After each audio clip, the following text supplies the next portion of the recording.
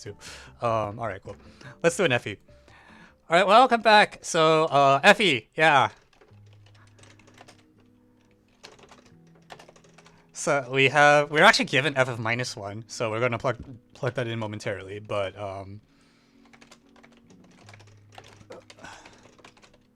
actually that feels a little weird to me. -1 of all the numbers you could pick.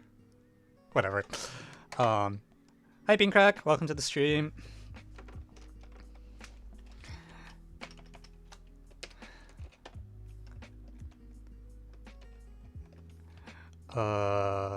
Alright.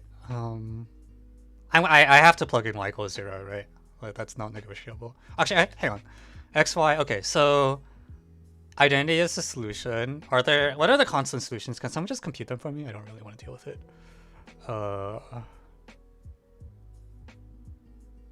Fx, Fy. Okay, so I guess 0 would be a solution except for the -1 thing. And every linear solution has to have leading term 0 or 1, which is fine.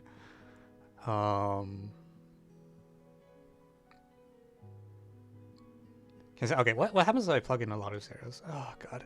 Oh, this is really annoying actually.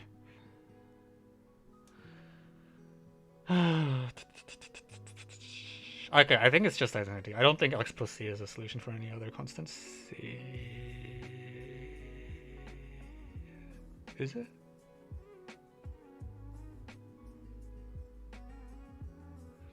Is this a spoiler of the kind of problems on IMA 2023?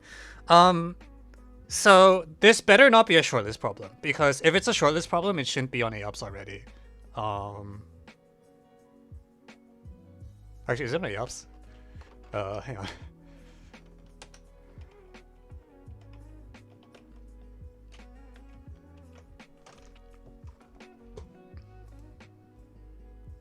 Japan. Oh wait, no, this is Japan TST 2022. It's not even this year's Japan TST. Yeah, so it should be fine. Okay, yeah, okay. If it's last year's TST, then there's no way it's shortlist. 2022. Yeah. God. One of these days, someone is actually going to bring a shortlist problem to the stream. I swear to God, I'm going to be so embarrassed.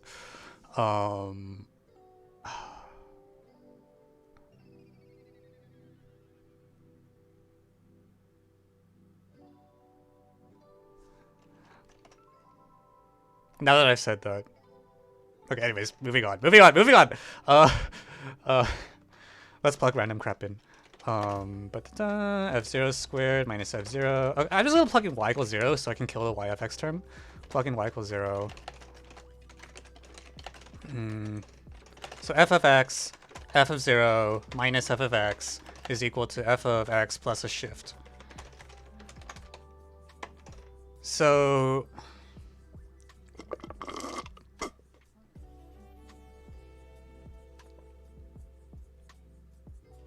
oh, sorry, minus sign.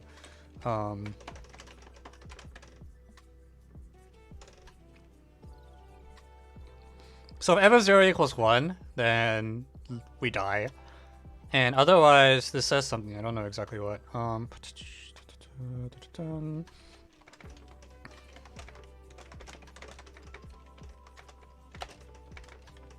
Wait, actually, this statement feels kind of... I hate FEs. Can I just plug in like -1 or something? No, that doesn't really do anything. What if I plug in x equals 1 minus f0 so that I control it? Oh god. It's called Twitch ISL for a reason.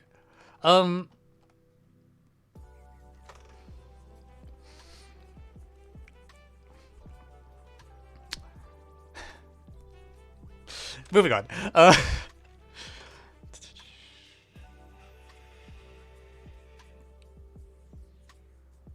What? Okay. What is that? Why is it -1? Like, is there something I can force to... Oh, do they want me to plug in y equals -1? Is that the play?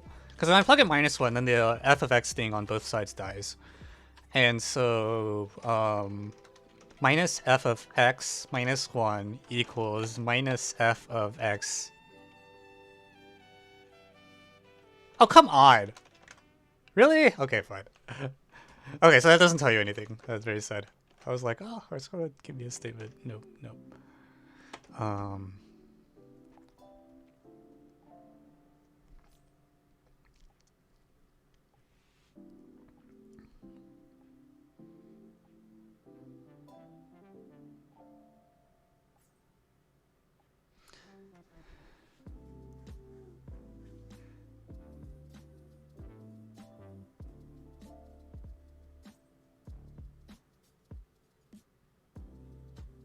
Actually, in general, if I plug in y as any fixed point, like if y is any number for which f of y equals y and I plug in y, I actually don't get anything. I get exactly like, oh, that's interesting. Because I feel like I want to write this as like, f of y minus y times f of x is equal to f of x plus y minus f of x minus. So any fixed point, if I plug in y equal to a fixed point, I actually don't get any information. And if y is not a fixed point, then I get a statement that looks like this. So I think the 0 actually was not that important. What I really want is... Wait, I'm actually a little spooked now. Because the equation's automatically true if y is fixed, if at any fixed point. So if my function has the property that almost every number is a fixed point, I might still get a... Like, if I let f be the identity except at one blip,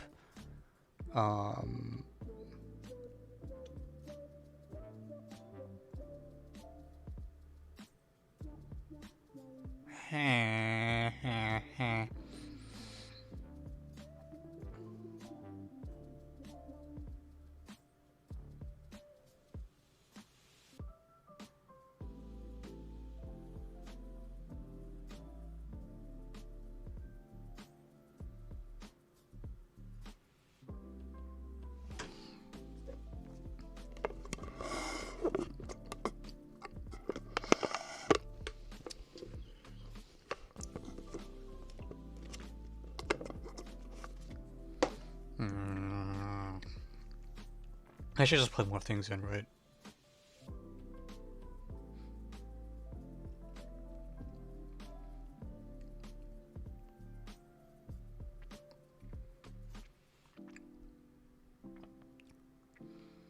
Plug in y x equals 0. Does anything useful happen?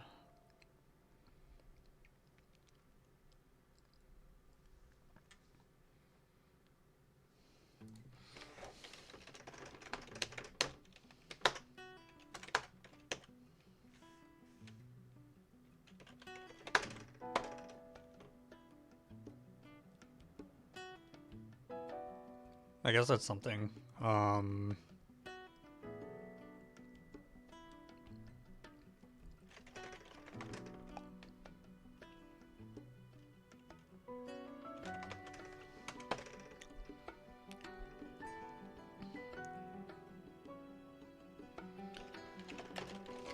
Okay, sure. Alright, so f of, in general, f of x is equal to x0.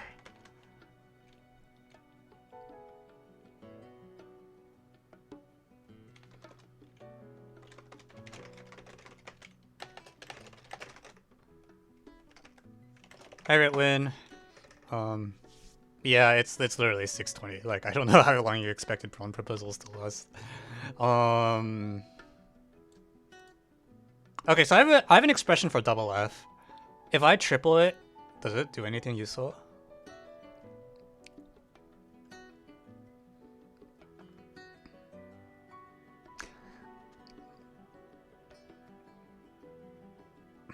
If I plug in x equals 0, I get...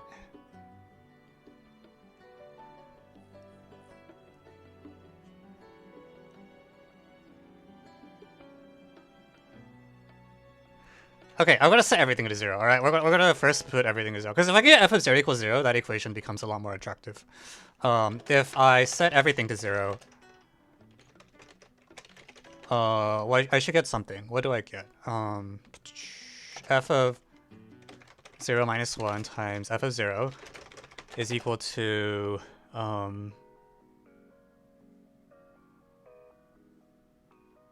f of 0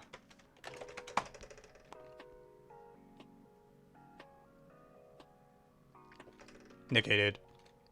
I think. I'm so bad with these things. Oh my god. So f of 0 equals that. I wonder what it is. 1 minus f0. So let. Okay, we're gonna plug in.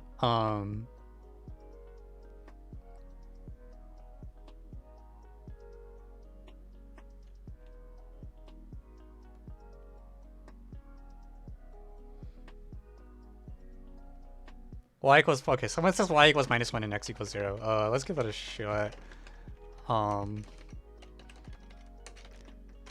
So plug in y equals minus 1 and x equals 0. So in the previous thing, oh wait, yeah, they literally told us, oh, I'm stupid head. 1 minus, okay, f of minus 1, oh, sorry, 1 minus f of 0 equals minus f of 0 minus plus 1. Oh shit, no, that doesn't do anything. Right. We agreed that if you plug in, I'm gonna box this. Okay, this is actually a little important, I think. Note to self: plugging in y any fixed point does nothing, which is actually a little horrifying in some ways. I was not expecting that. On the other hand, we didn't plug in x equals minus 1 yet, did we? I want to plug in x equals minus 1. Minus f of y minus f of minus 1 minus y. Sorry, f of y minus 1 is equal to minus y minus f of minus 1 plus f of y.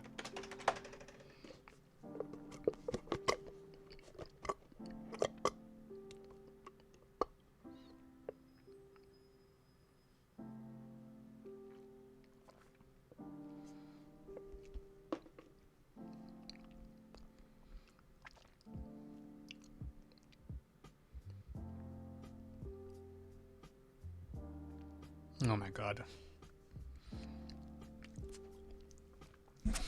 I like the thing about letting S be the sector fixed points. I just want to get f of 0 equals 0 so that this equation says that f of x is like the image is its own fixed point. If I can't get that, then we're on a roll. Yeah, no, someone get me f of 0 equals 0 and then we'll do what Ritwin said, alright? God.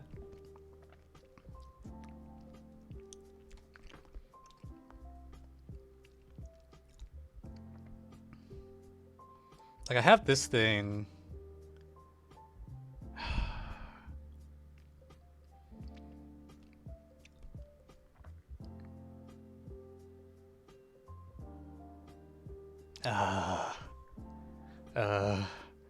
Can I, if I, are there? If I plug in y equals f of 0 here, is that good for me?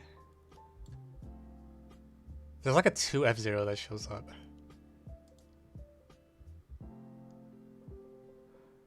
Maybe that's okay. Alright, we're gonna try the following. Alright, okay. Plug in x, y. God, FPs are all like this, aren't they? So if I plug in x equals f of 0 and y equals 0, what this says is f of 0 minus 1 times f of...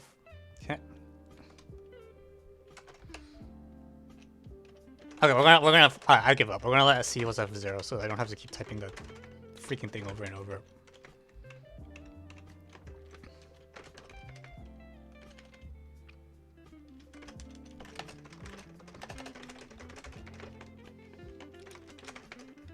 Because at some point it's actually just impossible to read. Plug in x equals c comma 0 gives f of c, which is c times 1, okay, c minus 1 times c1 minus c equals to minus f of 2c. And we're going to plug in the other way around. Xy equals 0, comma c to get help. F of c. Shit, I didn't want an f of c. Oh no, f of c is fine. F of c. In general, how common are monsters? Not that common, I think. I don't know. So we agreed this is c1 minus c, and then this is c minus 1, and this is supposed to be equal to cy minus f of c. Oh shit, no.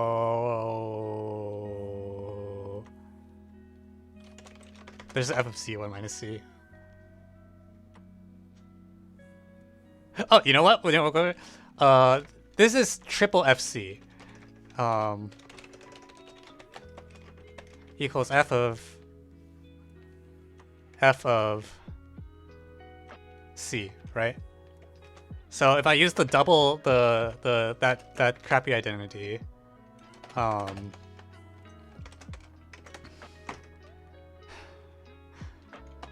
this is f of 2c minus c squared.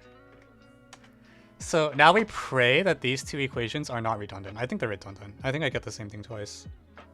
Yeah, they're redundant. Okay. Worth a shot.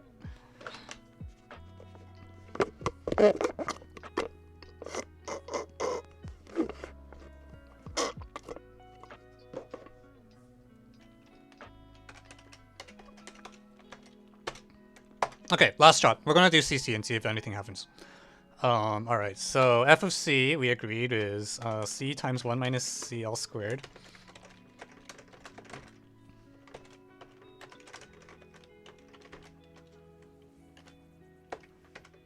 Minus f of 2c is equal to c times f of c, which is c times 1 minus c, minus f of c plus f of c, which is c times... Oh god, there's an f of minus c squared term now. Okay, that's probably not very good.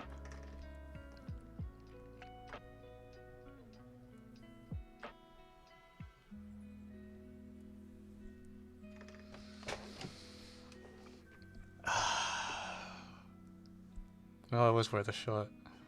So now I literally have a 2c minus c squared.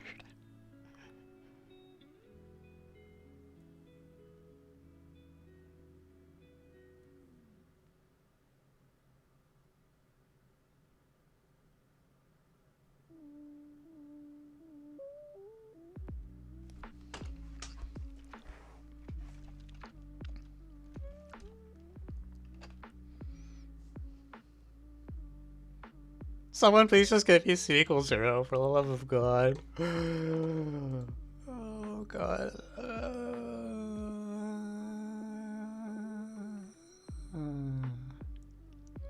Okay, what if I plug in -1 comma c? Then I get like a c minus 1. Is that bad news? Oh, that's probably bad news, right? If I get a c minus 1.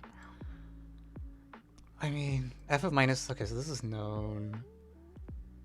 F of c... yeah, no, that's not very good.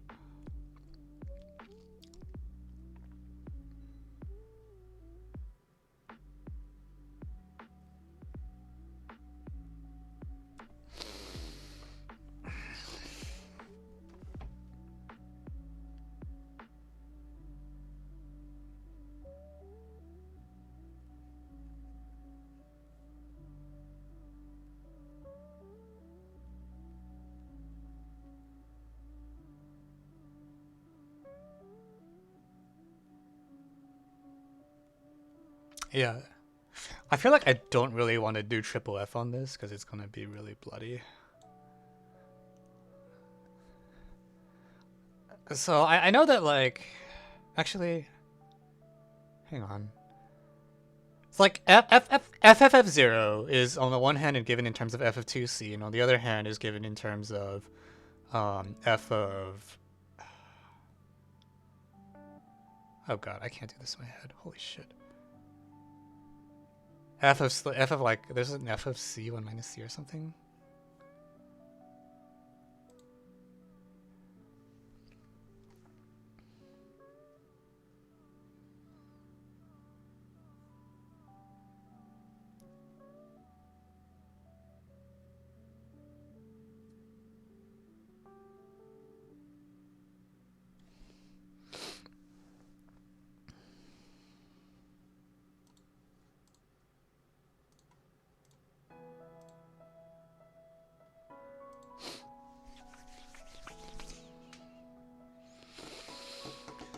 Okay, let's see. Oh,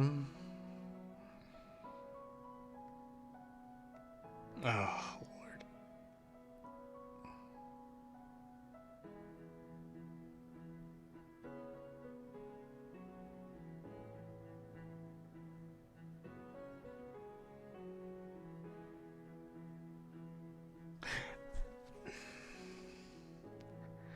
Come on, someone please find a way to get f of 0. Holy crap.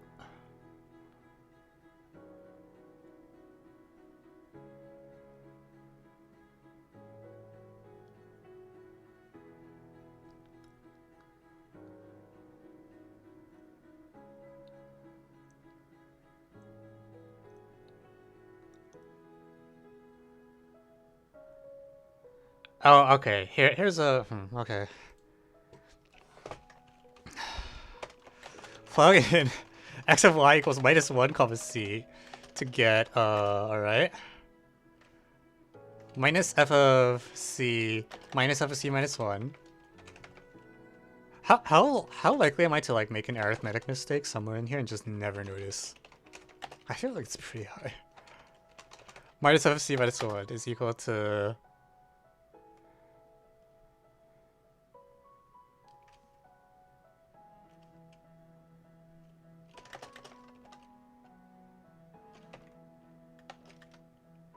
f of c, we agree with c1 minus c.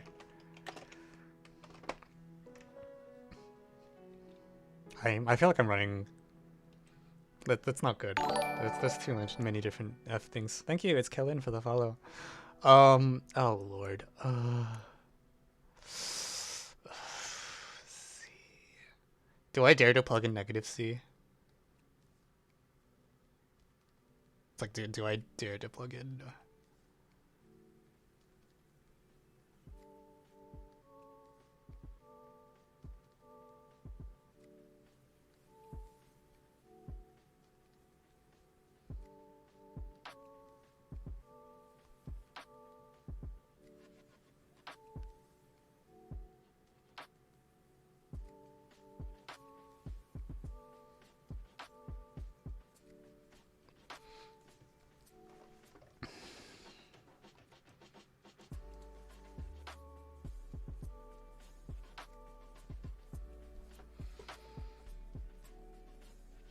Yfx plus fy plus wait, what? Wait, how did oh you swapped x and y. Yeah, that might be useful. I'll write that down. I feel like I really want to get f of c equals c, but I should write that down. So right, what we're gonna do is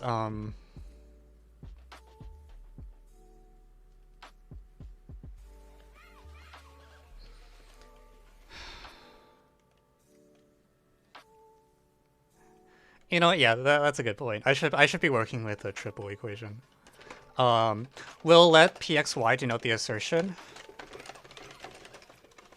So rather than do it like bumbling around like I've been doing up until now, I should always be plugging things in pairs anyways because one side of the equation is symmetric and the other side isn't. So y f of y plus f of x.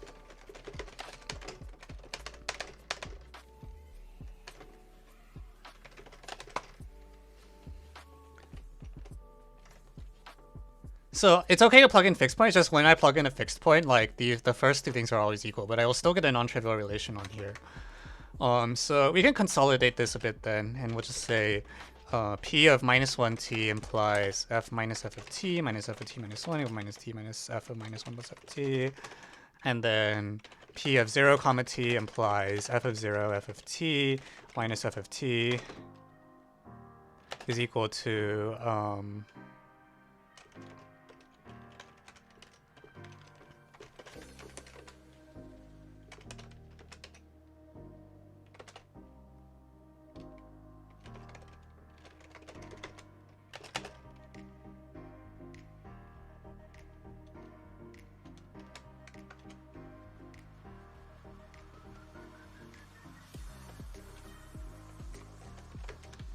equals tf of 0. Actually, that's pretty good. Tf of 0 is not bad at all. Wait, Okay, wait, did I have a general... Wait, hang on, now I'm confused. Did I never plug this in? No, I must have. Did I just not equate it all the way through?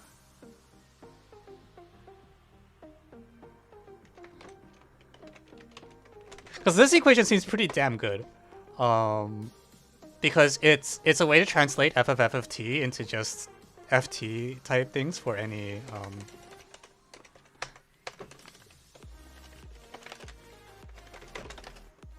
Oh no, wait, that's the equation I just wrote down. Yeah. So if c equals f0...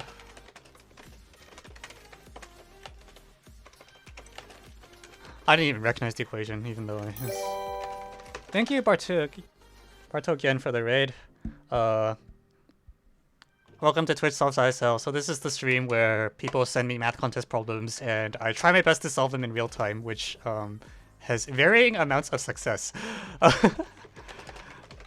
Minus CT. But yeah. So in particular,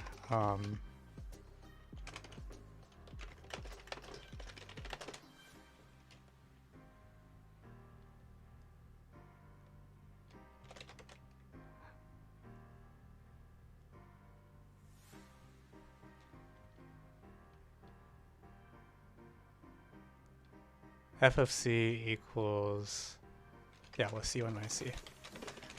So we compactify all that, and then we also looked at p of c0.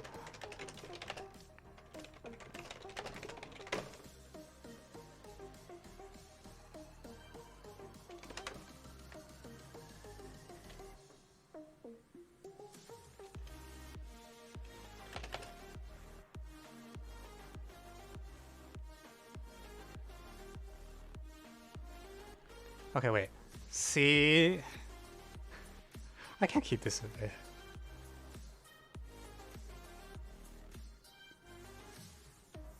Yeah, okay, yeah, alright.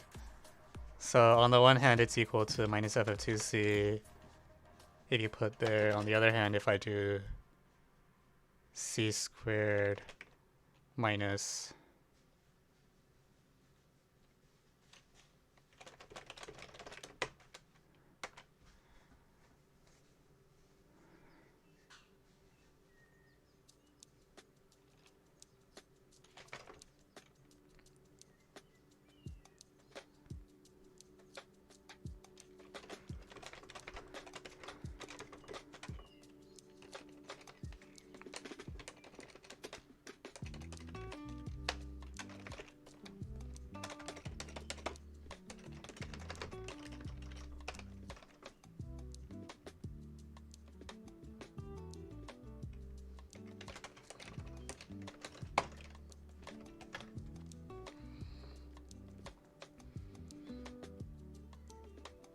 Okay, so f triple zero, what did we agree this was equal to?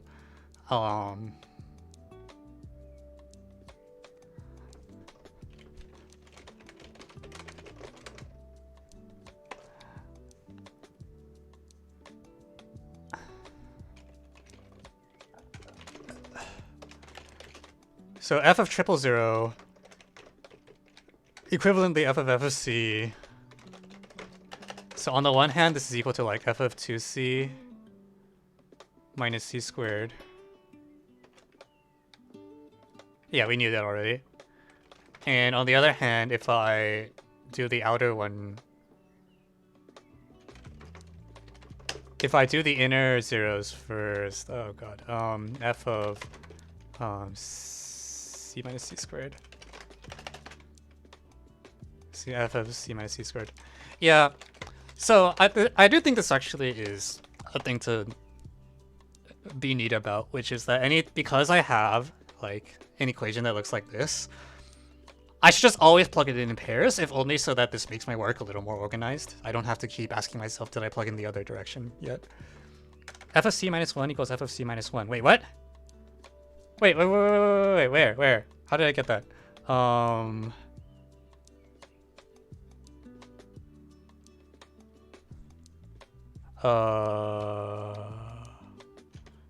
So I'm assuming this comes from p of c minus 1. with t equals -1.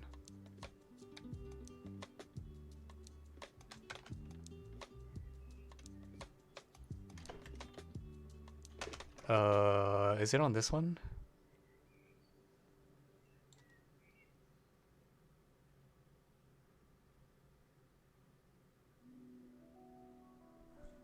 Oh yeah, I agree. C. Oh, that's actually. Hang on.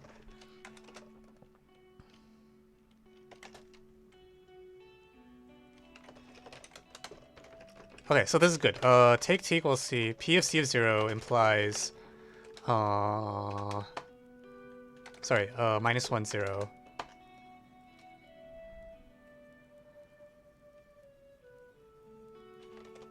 C. I'm not very fast with this. I don't know if you can tell. Minus c plus 1 equals f minus f of c minus.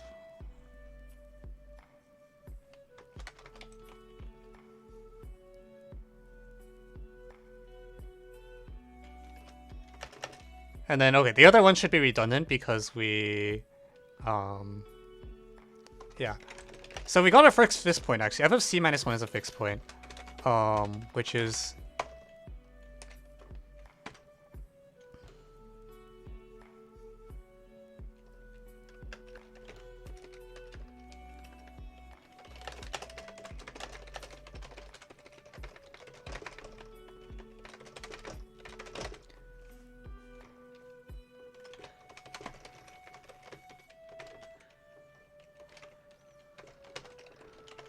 the red part says...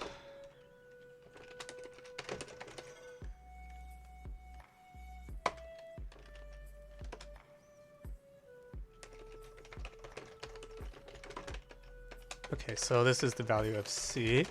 Okay, so if I have both the values of c and c minus 1, can I... Alice in Wonderland, get 5n first, then get 4n. I think it's one of the things where you first get a bound that's not what the problem wants, and then you optimize it. Maybe, actually, let me verify that. I haven't looked at the problem in freaking forever.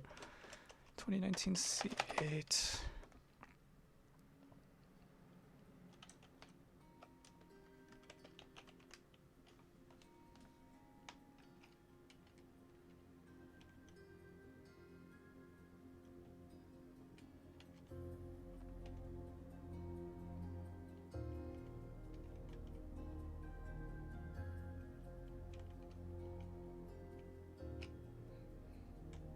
Yeah, get 5n with get 5n bound with greedy, and then try to optimize it to 4n.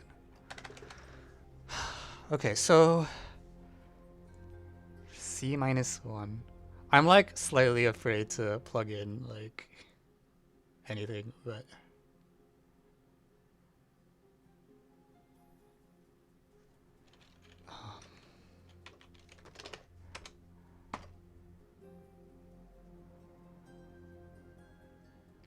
did I plug in c comma c yet? I thought I did, but I don't see it in here. Okay, we're gonna put that in.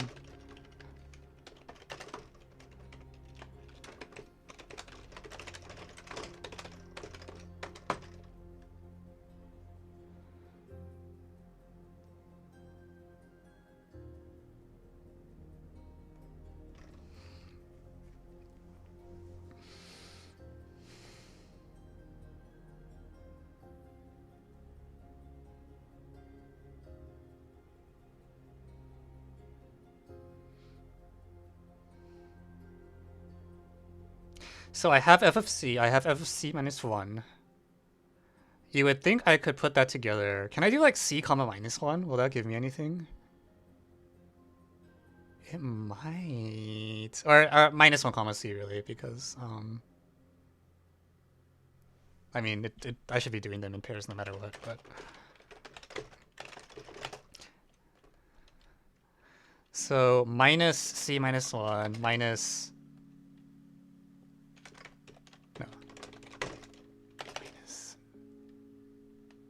f of 1 minus f of c minus 1 is equal to c times f of 1, which is minus c, minus f of x plus f of c. Oh, come on.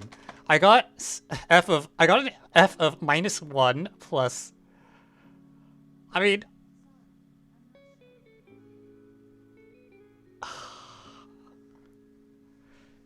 if c is non-zero, then f is injective.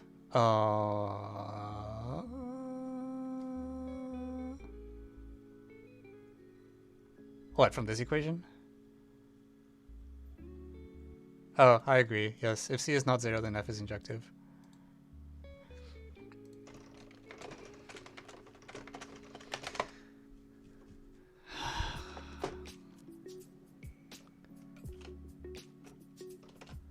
Okay, let me check my calculator. So, f of minus 1 times f of c 1 minus c minus... Jesus Christ. C minus 1 was fixed point, so that's good.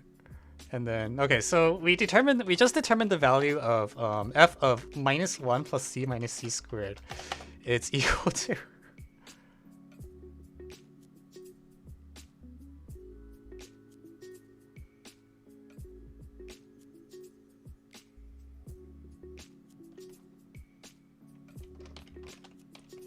Why do I keep getting fixed points? Hang on. Really? That's what I get? No joke.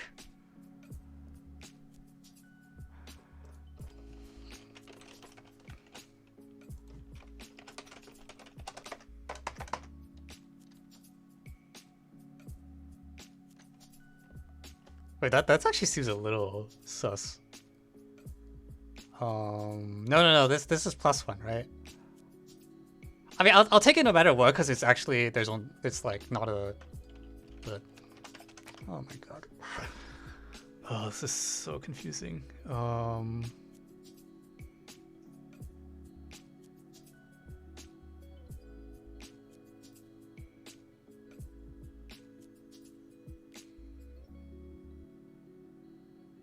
Wait, this can't be correct. Like, I expect c equals 0 to tell me something, right? Like, I love minus 1 is minus 1, and I think that c is 0. So I fucked something up here. Minus c, minus c, minus c, minus 1 minus c plus 1 minus c minus c squared? That's still not correct, though. Okay, what did I mess up? Hang on. Oh, it's a minus. Oh, Lord.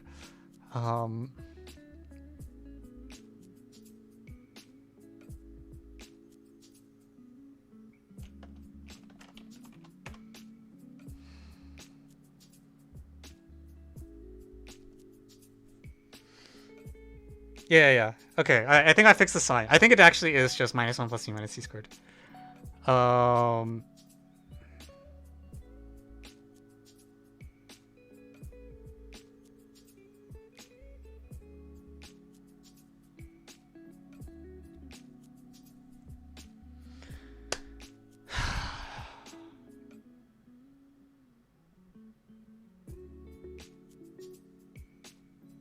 Wait, am I being... I think I'm being pranked. Hang on. Okay, we're going to plug in a fixed point, even though I said we wouldn't. So if k is any fixed point, then f of k comma minus 1 comma... K, or k comma... I guess... What does use y? Kf of y minus f of k plus y is equal to... k is fifth...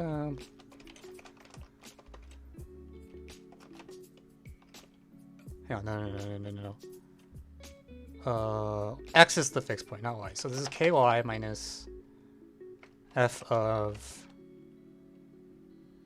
k plus f of y.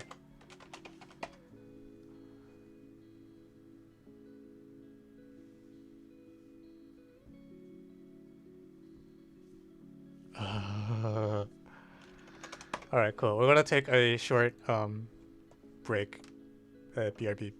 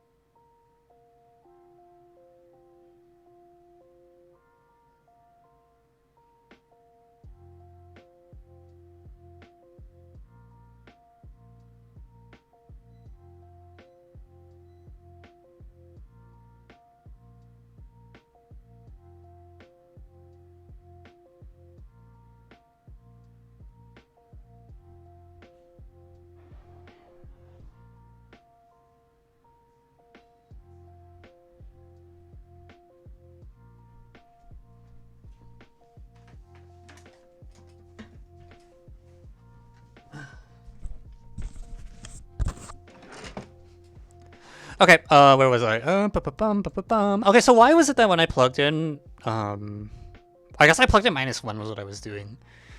Okay, where's the t-1 statement?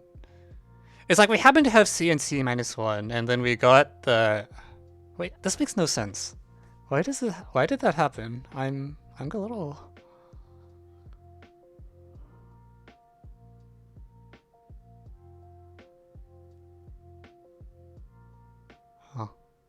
Huh. Okay.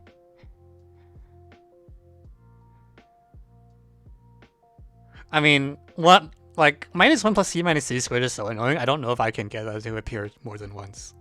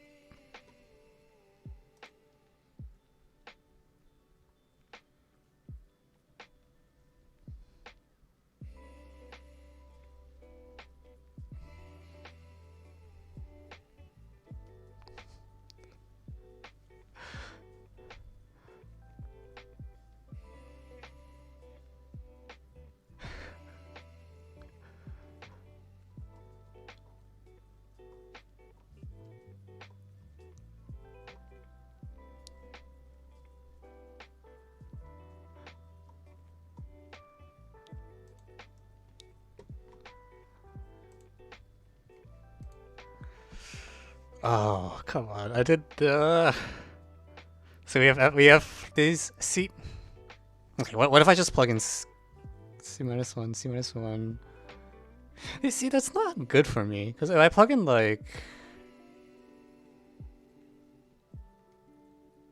Oh, if I plug in y equals 0, does anything happen? Yeah, y equals 0 might do something.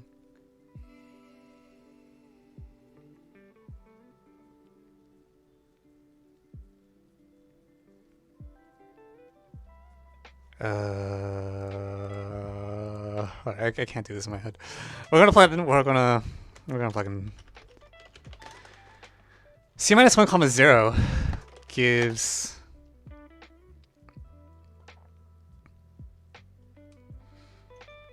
Okay, so c-1 times c minus f of c-1, which is c-1. So c-1 all squared is equal to... Okay, so the y is 0, so that wipes out that term. And then this is minus f of c-1 plus c. So I got a freaking 2c-1, which is not what I... It's not really what I want to see either.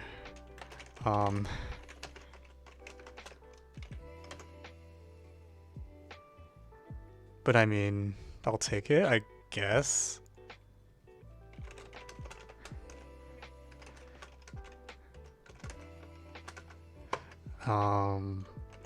So, okay, if I got a c-1 comma c, then can I plug in f of 2c-1? Can I plug in like this or something? Okay, so f of c-1. I hate this so much. c-1 minus is equal to c times f of c-1.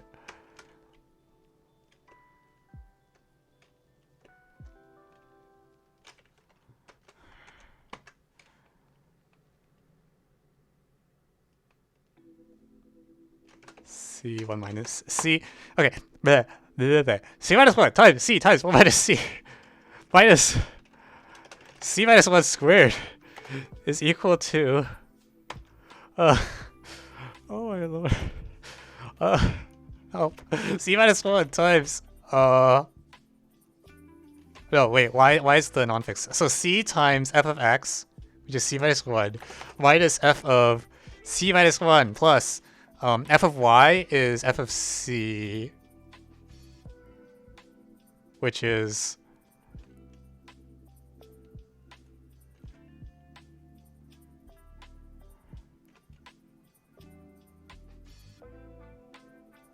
C minus C squared?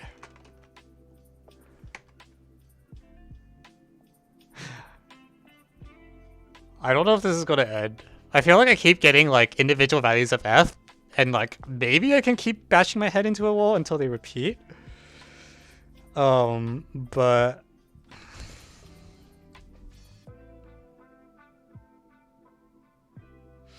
okay, Warren says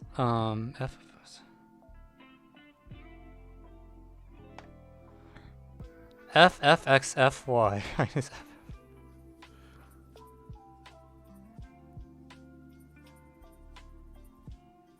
Hang on, what is that?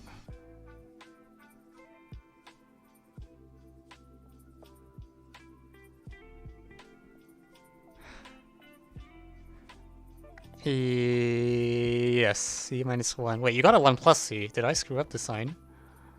I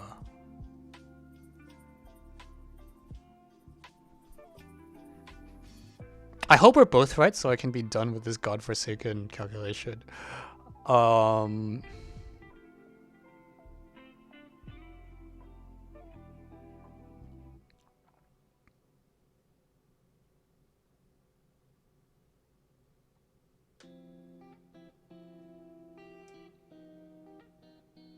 we plugged in C minus 1 comma 0. We got f of C minus 1 times f of 0, which is C.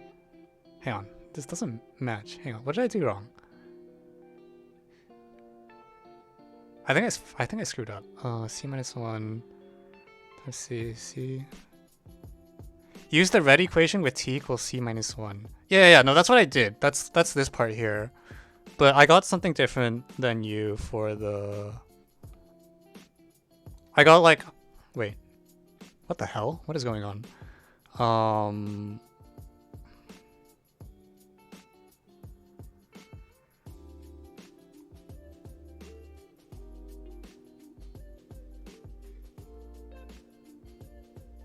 No, that's a different equation. How did I get No.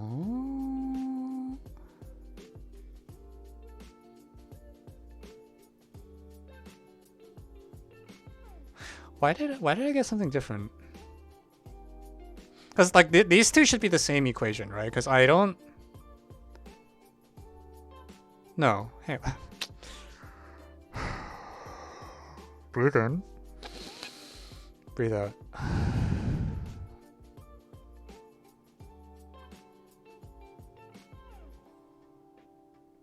How can they possibly give something different? These are the same.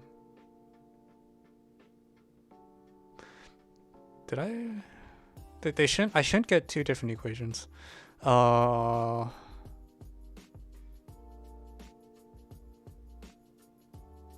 this is so hard to debug because you know that C is 0 is the thing, so I can't like, you know.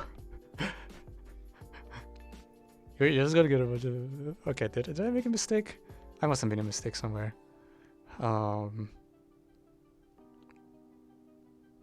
Yeah, this is okay. This is the issue. This should be a plus sign, not a minus sign. This one here.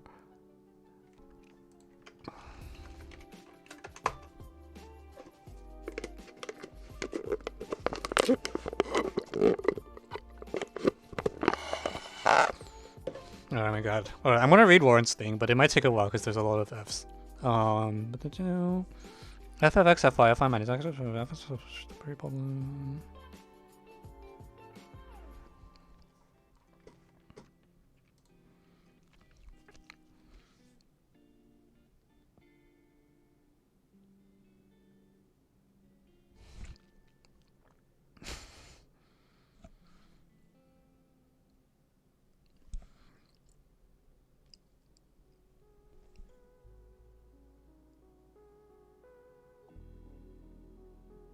How on?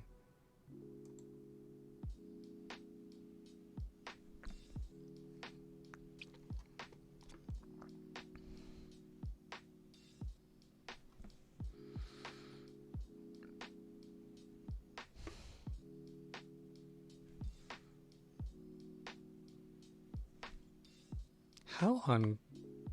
What?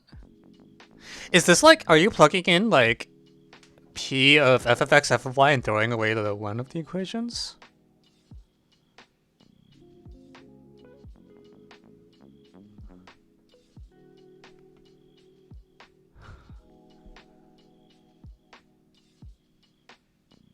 fx comma y, then fy comma x. In the original?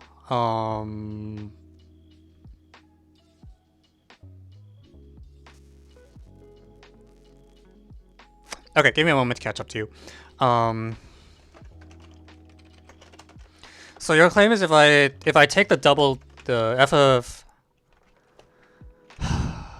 x if I replace f with double f, so this will give me f of x, f of y minus f of x plus y equals y f x minus f of x plus fy equals fx fy minus f of y plus ffx. Thank you, baby turtle, for the sub.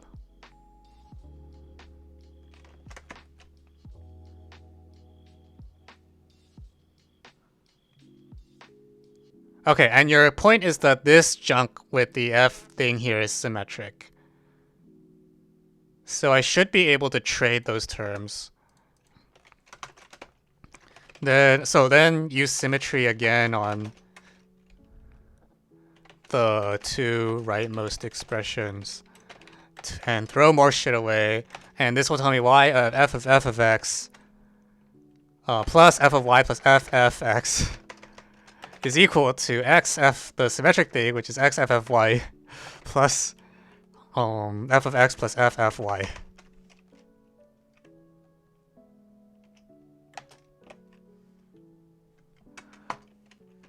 It is messy. Yes, it's messy, but the whole problem is messy. So what are you gonna do?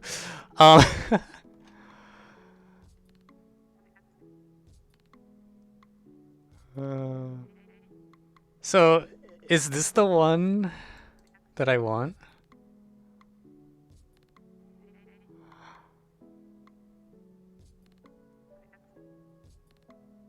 Oh my god. ffx, okay, I would use symmetry on the left two things. Oh, wait, are they symmetric?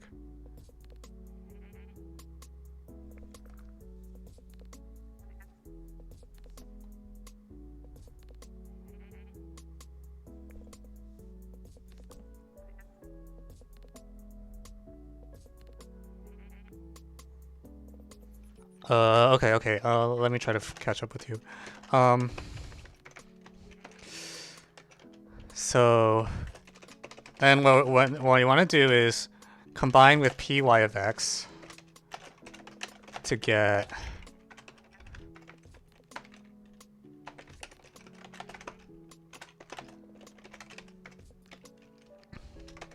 shit. So we want the one that doesn't have okay, so f of x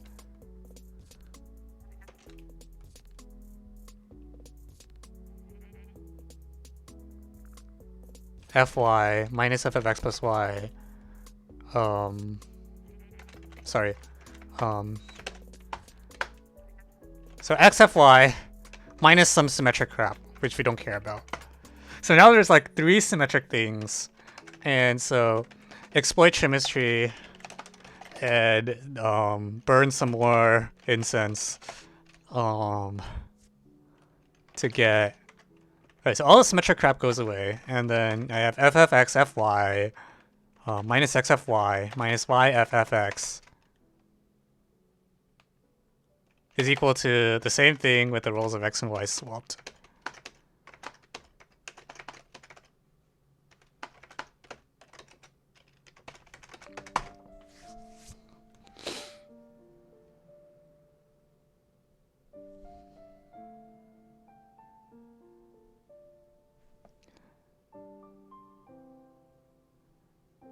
Okay, and then we had f of t is f of x plus c plus cx. or CFX. So more stuff is going to cancel. Like the doubled parts will mostly kill each other. Wait, oh, this is beautiful. I don't know what you're talking. So get rid of all the doubled Fs.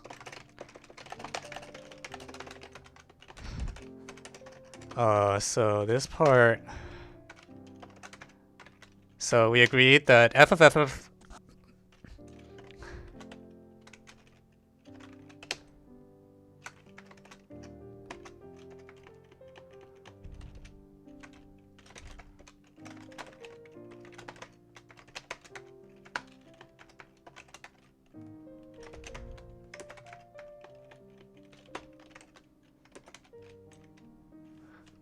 Okay, so the doubled part is f of.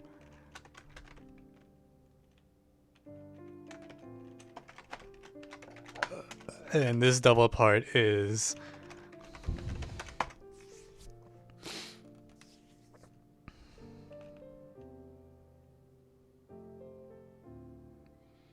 Okay, so the CXYs kill each other, and then simplify. So we can just collect all the terms, right? Maybe.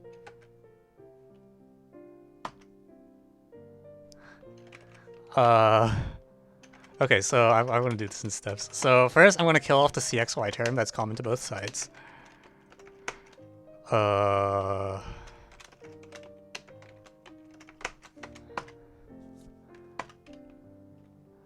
And then I'm going to... Okay, so I'm going to collect this one here.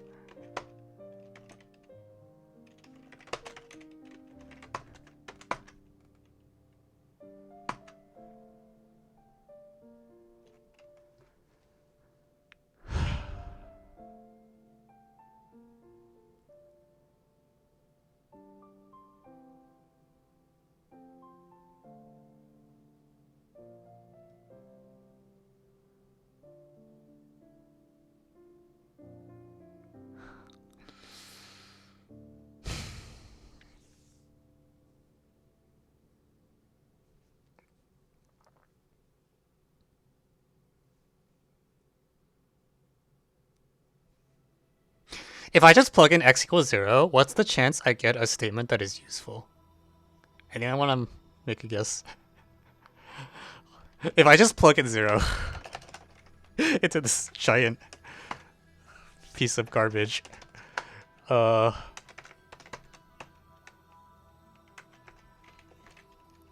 feel like I probably shouldn't get an interesting statement, but we will find out.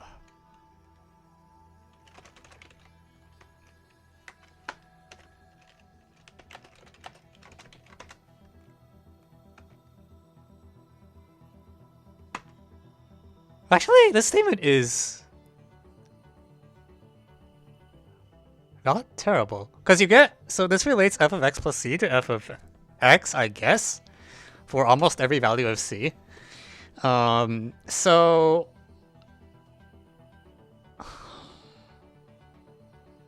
Okay, if I plug in x equals 0 as well, then I get nothing, right? C squared... Yeah, c1 minus cc. Yeah, so if I plug in x equals 0, I don't get anything.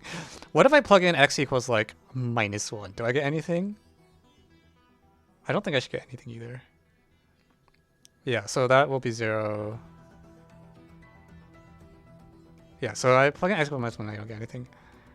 What if I plug in x equals c minus 1?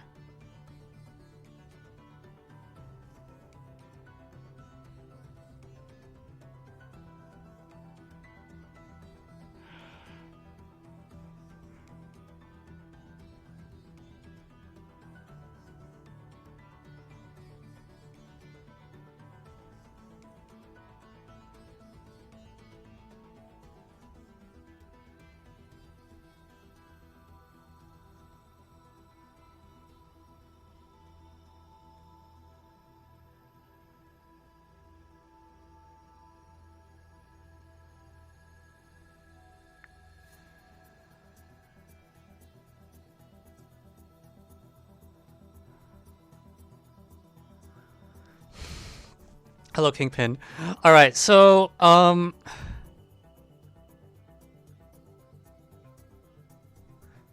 Yeah, so assuming C is non-zero, does everything exactly cancel out? Is that actually what happens?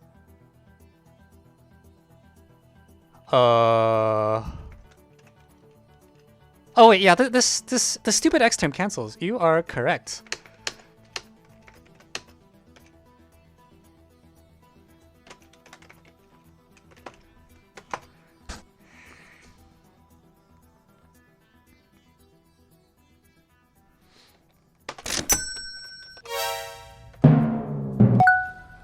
Actually, no, there's got to be a better sound effect for this. Yeah, that's the one. All right. Okay. So what this is gonna do is that if C is non-zero, so if C is non-zero, then this implies f of n times c for any integer n is given exactly by multiplying by 1 minus c repeatedly.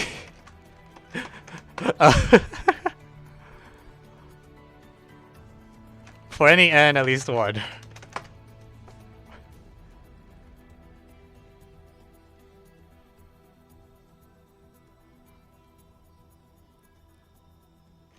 And now what we're going to do is called plug in.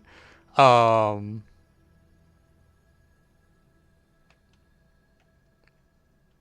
I use the equation when y equals 0. So now what I'm going to do is plug in x equals 2c.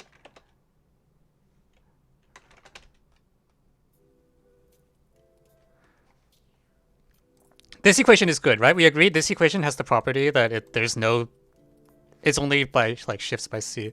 So now what I'm going to do is I'm going to plug in x equals 2c and y equals c because that is something we haven't used before. So cc won't do anything because the equation is symmetric, but 2cc will.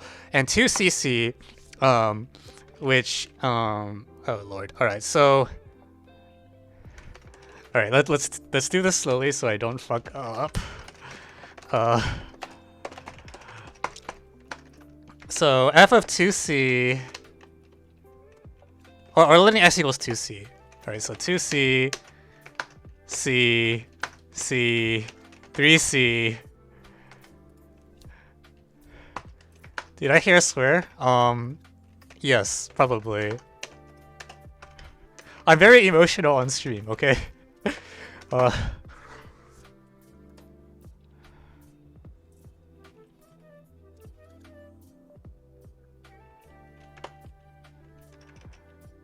Alright, we need to shrink this like a ton.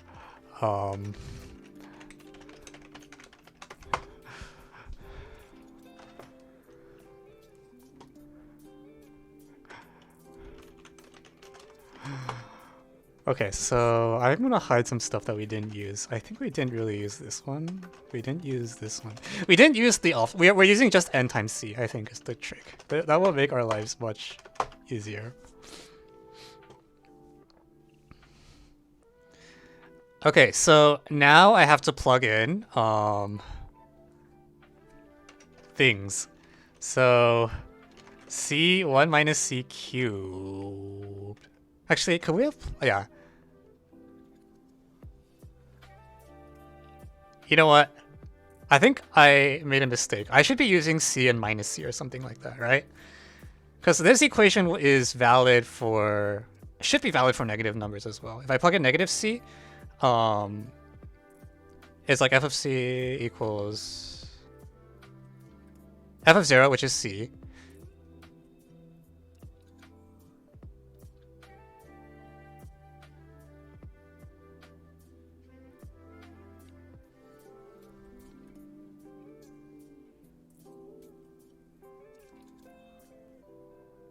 Yeah, if c equals 1, then plugging in minus c here is going to give me...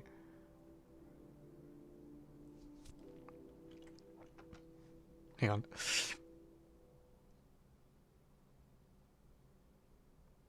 Yeah, okay, so this is just valid for n and z. Yeah, for any n and z. And I don't have to worry about division by 0, because if c equals 1, then I already died. So rather than deal with this garbage with... well, actually, I don't know if it's any different. If I shift everything by...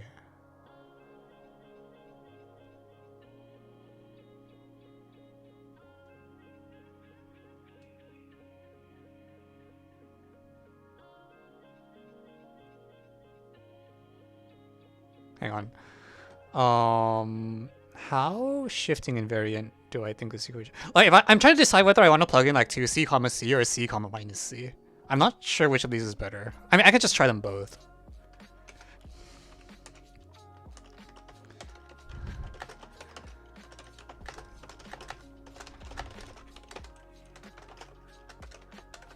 So I plug in c and minus c.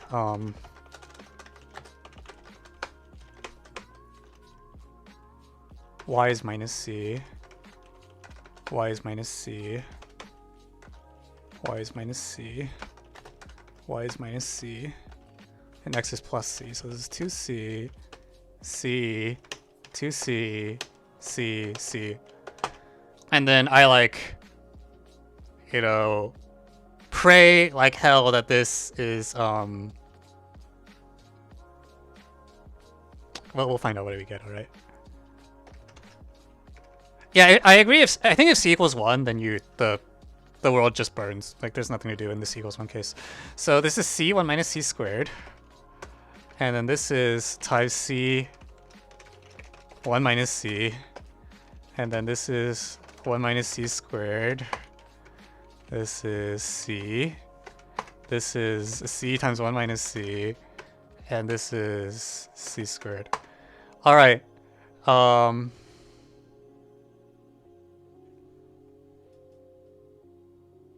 So let's see if this equation does literally anything. So first I'm going to get rid of the fraction so I don't have to deal with the freaking fraction.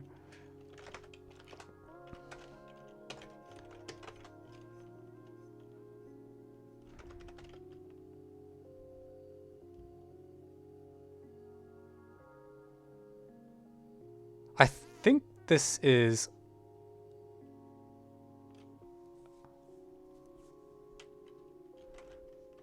Yeah, this is tautology. This is giving me the same equation. So nothing happens in this case, which is understandable. So we're not going to deal with this. We're going to use the 2c one. They're going to do 2cc instead. And so now the question is, do I think this is going to do anything? I'm worried that every equation is just going to give me nothing. Like, it's possible I don't get more information out of this. I might get no information.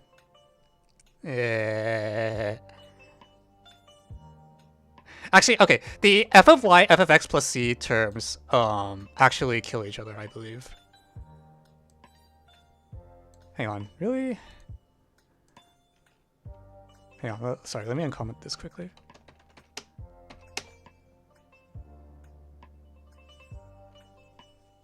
Evan, the problem is if you plug in f of x plus c equals 1 minus c of x. Yeah, you're probably right.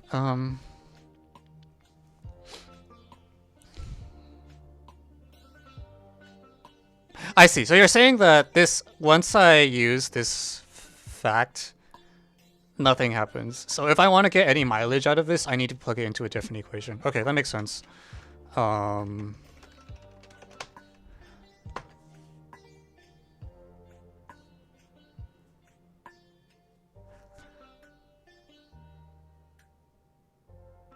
So I actually want to use something like this. How is this on the terrible scale? Yeah, it's pretty bad.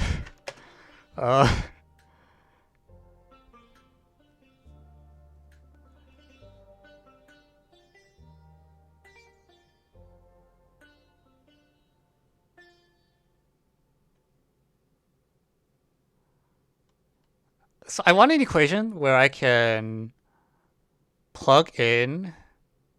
I'm trying to dodge the double f's because f of like anything of this shape is really bad. I don't know if I can.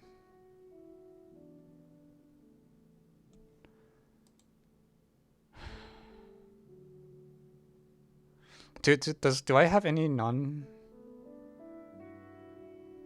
This is like, okay, there's like f of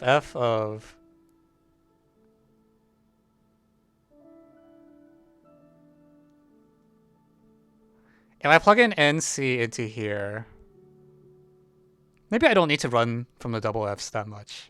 Maybe it's just A-okay.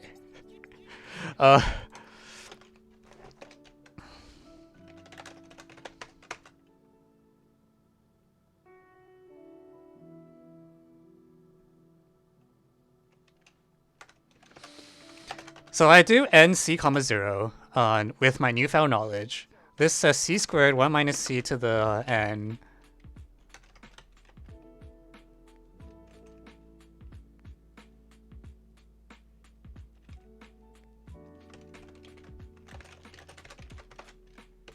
is equal to minus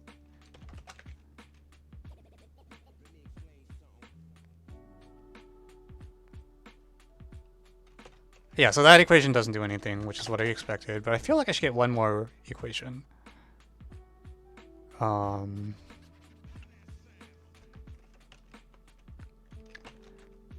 F of NC is equal to, and F of NC is known as like, also, I don't know why I wrote minus n, it should be n.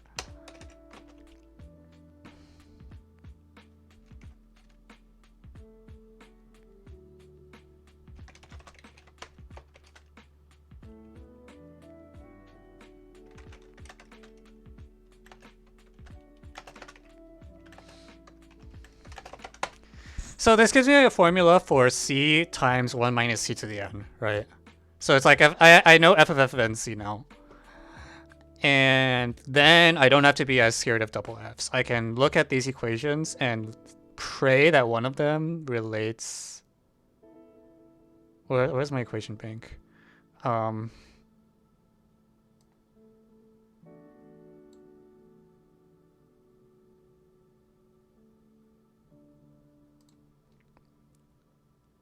lord.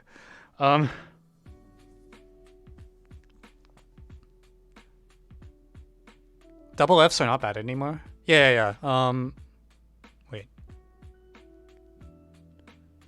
How did you get rid of the... Oh, you're using... I see. I don't need to restrict to integers because this equation is actually literally... Okay. I can get behind that. Yeah. So if c is not equal to 0, now we have... Yeah, sorry, this is... What am I doing? F of x plus c is actually just known to be 1 minus c of x. So the doubled f thing now says f of x is this 1 minus c f of x plus cx.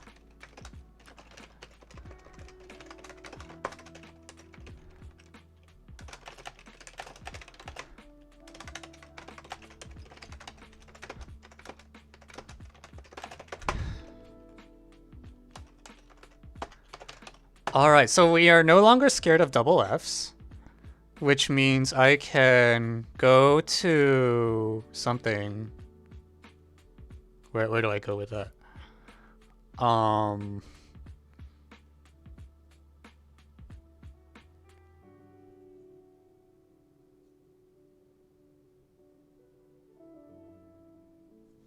Actually, for that matter, actually, it's fine. What is happening? This is just it's an FE. All right, what do you expect?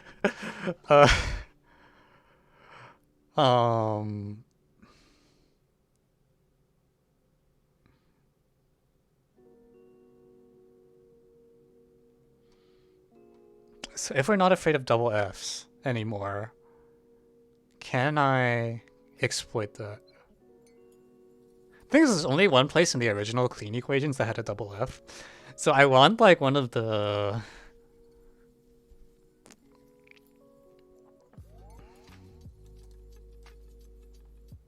Something like this, right?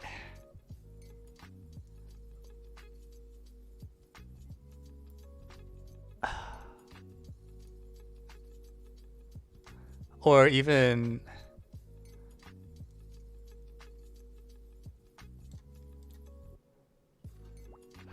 What is my weapon?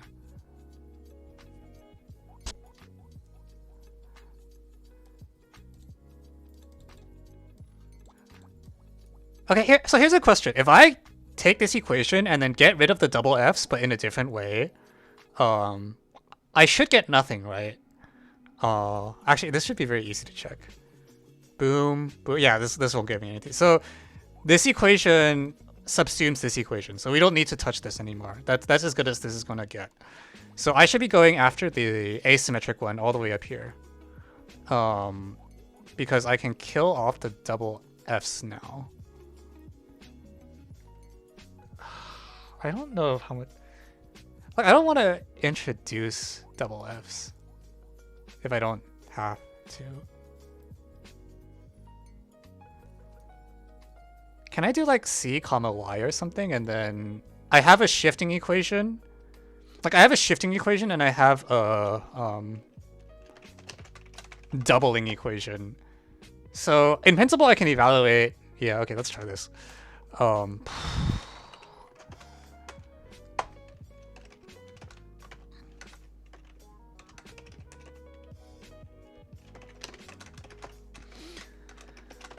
Okay, so we're going to bring this back to p of c comma y. And this will give us something, and we'll find out what. So f of x times f of c, which is c1 minus c, minus f of x plus y plus c is equal to two things. One, on the one hand, in this order, is f of y minus f of x plus. Okay, so that's a crap. That one is crappy because it's like x plus c minus c squared, so I don't really want to touch that. So I'm gonna throw that one away and use the other one, which is c f of y minus f of y plus. Wait, shit, I got confused.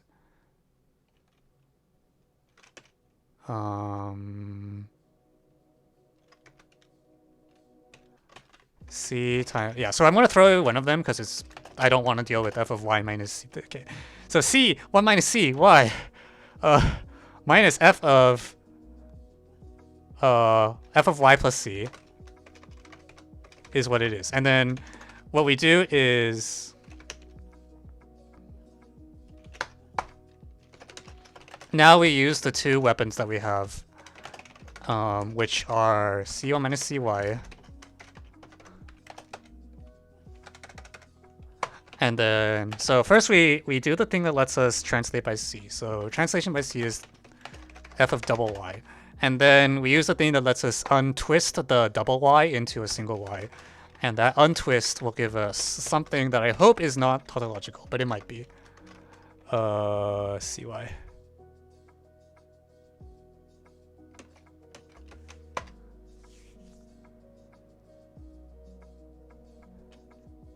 Okay, meanwhile, on the other side, there's a y plus c, and we can also untwist it. 1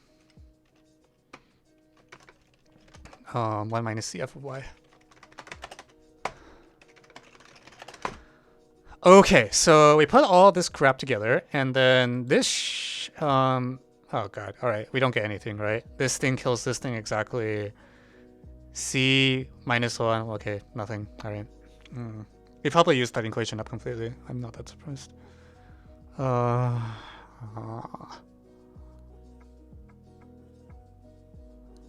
Be sad. Worth a shot. If I do like 2C, does that make my life any better? It's so hard to tell like what I've used and what I haven't used, despite my best efforts.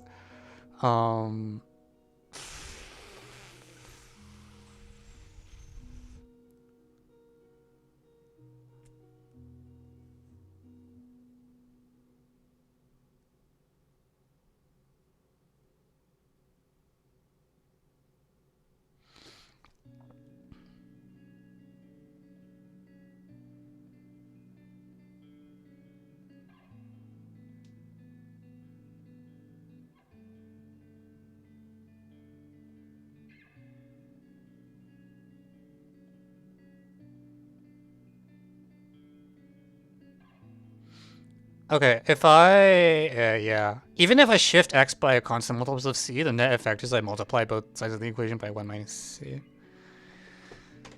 Okay.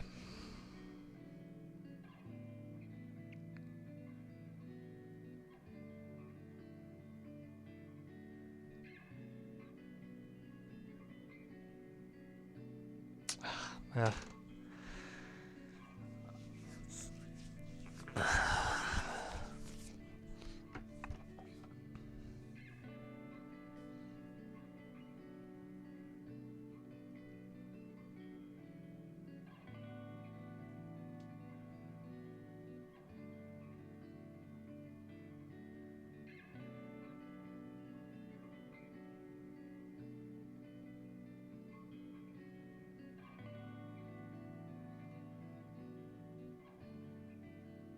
Yeah, this whole equation doesn't do anything when I shift x by c. So this will be the same as, this was the same as p of 0y, which is why I got no new information.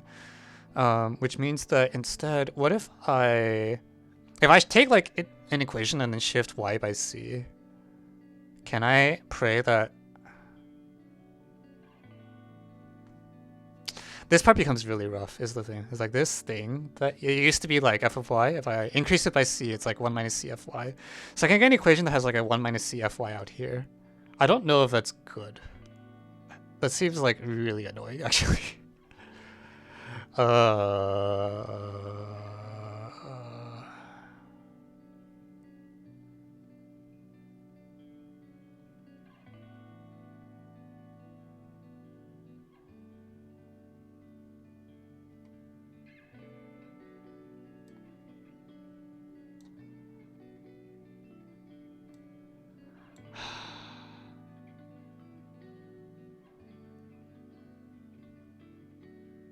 Did I actually use f of minus 1 anywhere? Now that I'm looking at the stuff I've erased, we didn't use the minus 1, did we?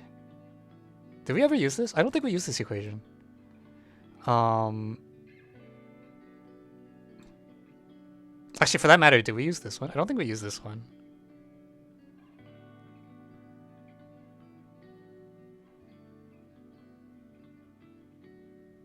Actually, this equation won't give anything new because I just verified plugging in.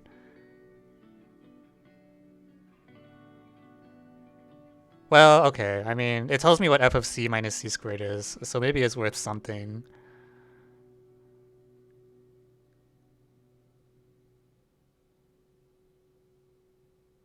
I mean, I guess, so it'll give me the value of f of minus c squared. Is that a thing I care about?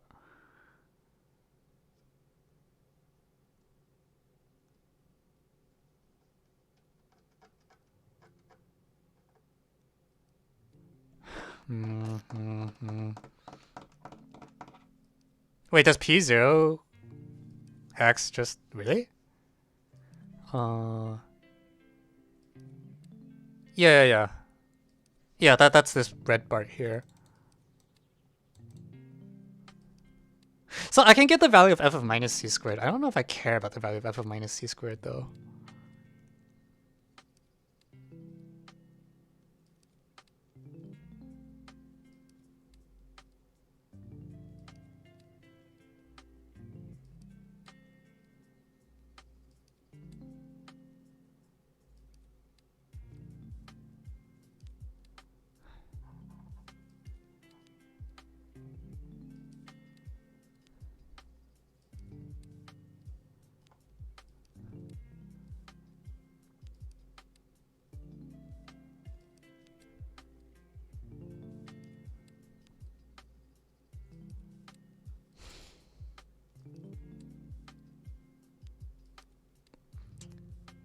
I'm not afraid of double Fs, and I'm not afraid of shifts by C.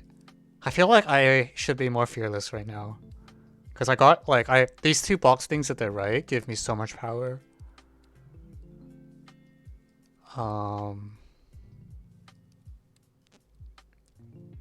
But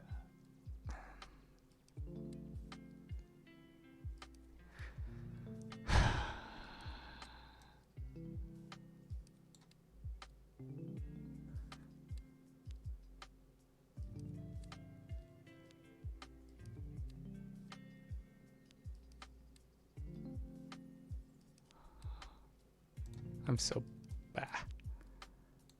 This doesn't, if I shift by shift.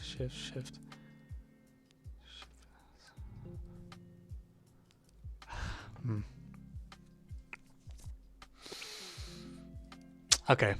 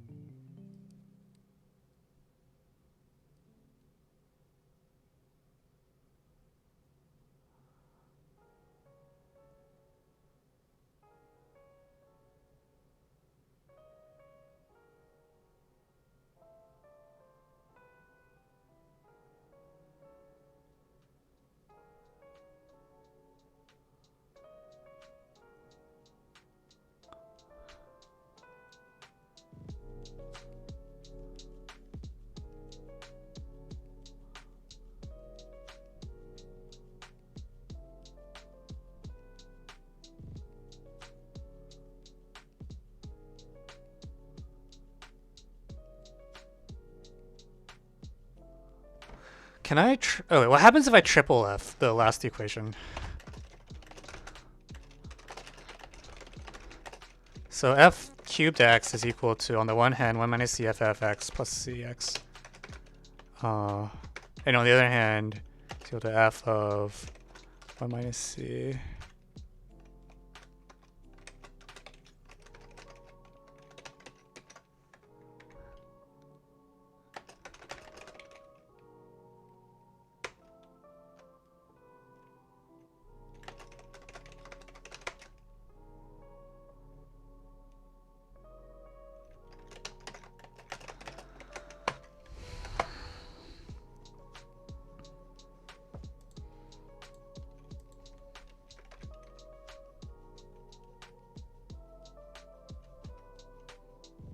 That's freaking disgusting.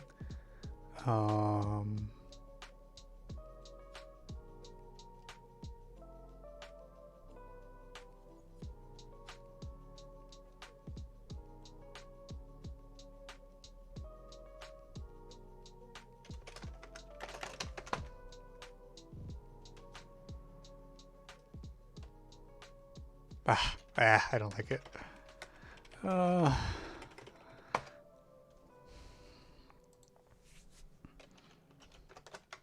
I feel like I should be using -1. Like at this point, I can identify.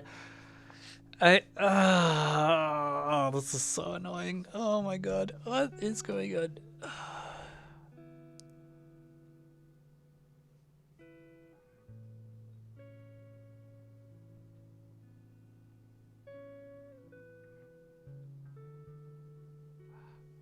Like.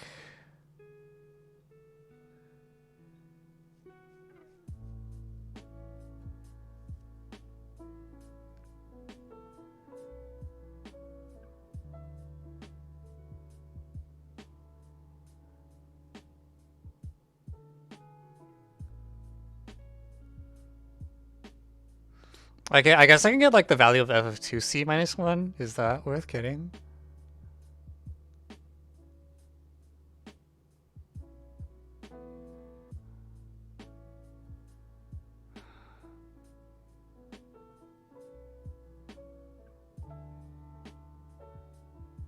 I don't know, man. You could be doing. I don't know. I thought it wouldn't be this bad. I didn't. Oh man, I should have been tipped off by the problem number, honestly.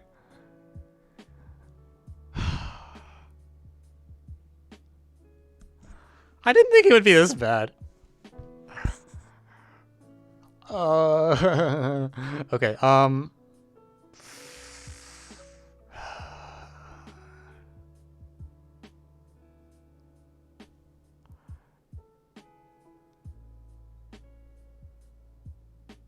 Yeah, these equations are getting really. I feel like with these two weapons, I should be able to like this is practically I feel like just that box equation is like something you can practically solve, right? Like that's gotta be.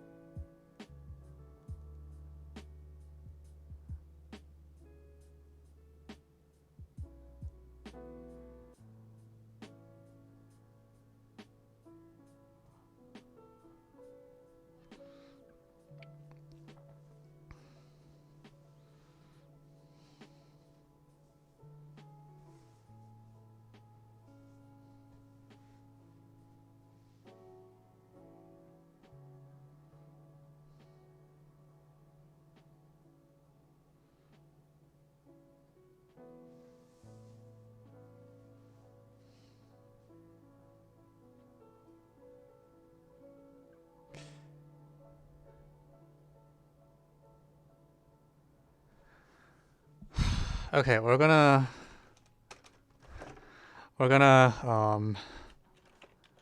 uh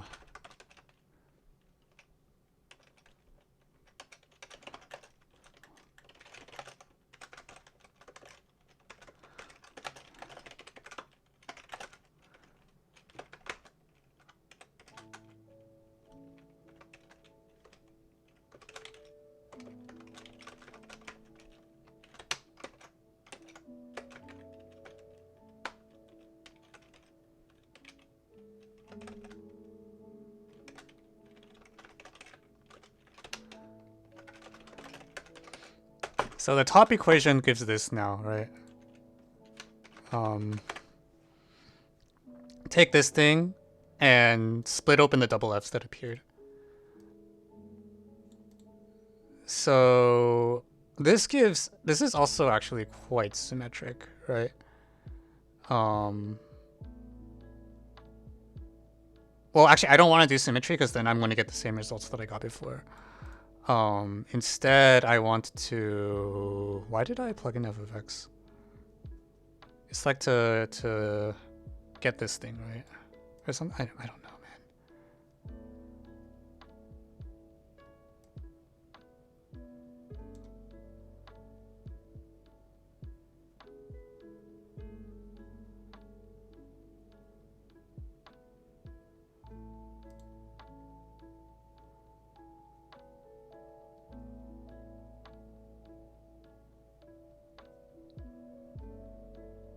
Can I plug in -1 now?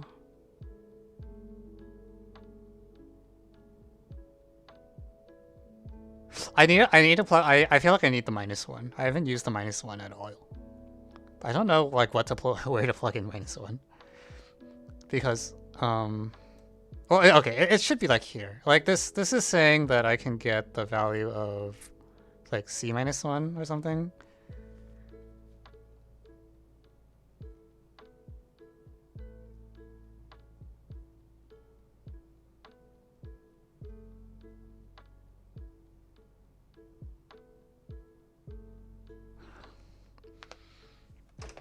What? No, but we're getting somewhere. I don't know. Like I want to just get C. Like I feel like once I get C equals 0, then the world will become a really beautiful place. Because then you can plug in like x equals 0 and watch. Yeah, like you can literally plug in x equals 0 if you get f of 0 equals 0, and then like, you know, life is heaven, right?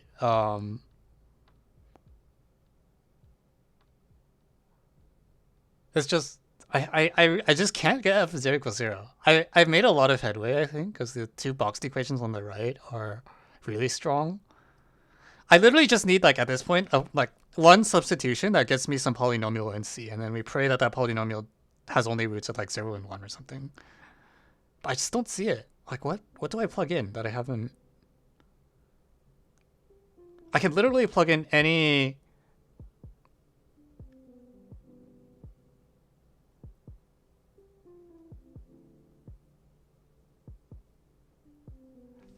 Like if I plug in m times c and n times c or something, right? Actually, something really weird is going to happen here. Wait, something really weird happens when I plug in m, c, and c.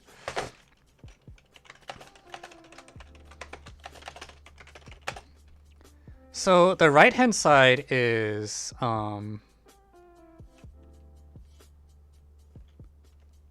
c squared times 1 minus c to the m plus n minus a single c. So this is like cc minus 1. And then on the other side,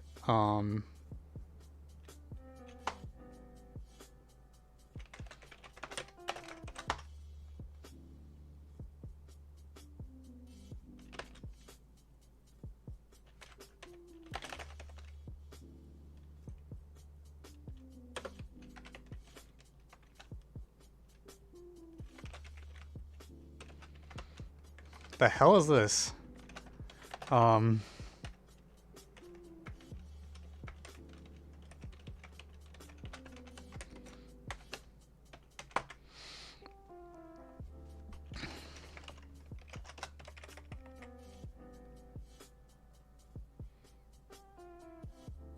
Use the yeah.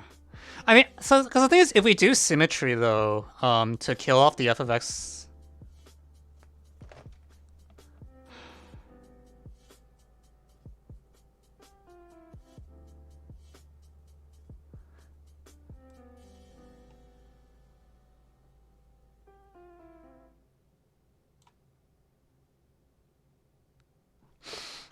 Okay, wait, actually, maybe that's...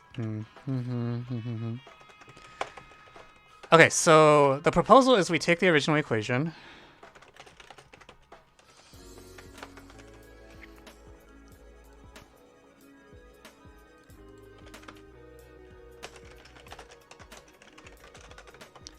And we replace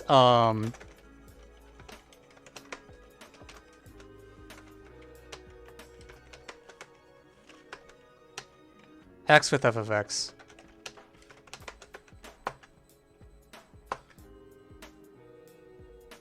Oh, okay, so that was what this top equation was. Actually, I feel like I'm doing the same thing I was literally just doing.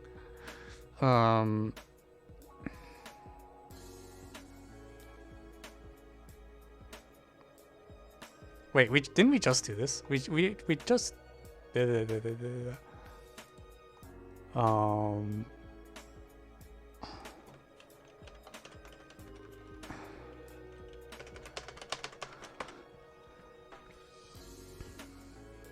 So this is what happens when you get rid of all the double defs in the thingy-majiggy.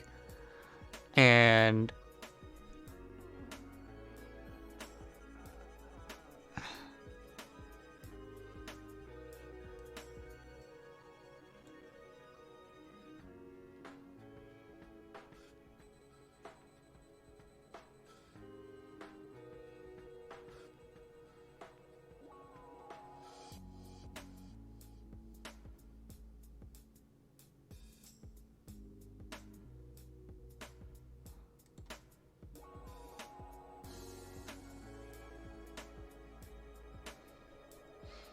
we could follow it through and we could take this equation instead and expand the double defs.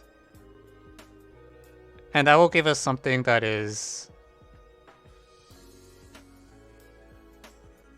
exists. I'm not sure exactly what's going to happen.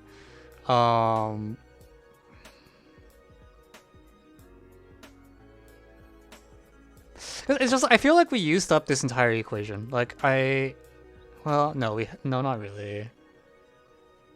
I mean, it's like I burned the symmetric parts. So am I supposed to keep the symmetric parts this time around?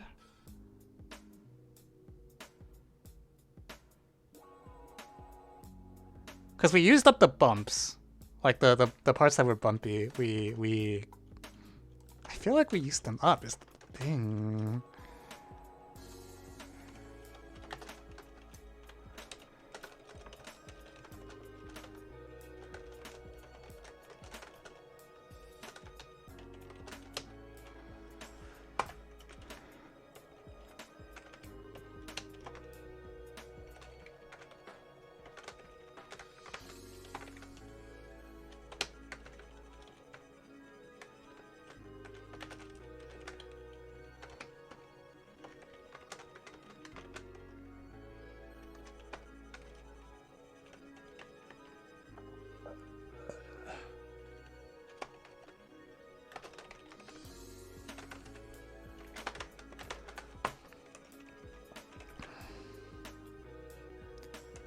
So I get this thingy-majiggy, and there's some of the stuff should cancel. So okay, take the first tiny equation.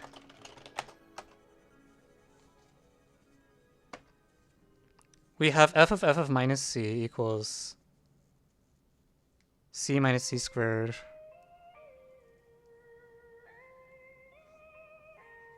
Yeah, I mean, yes. Windmills, I don't remember what happens in the other windmill problem.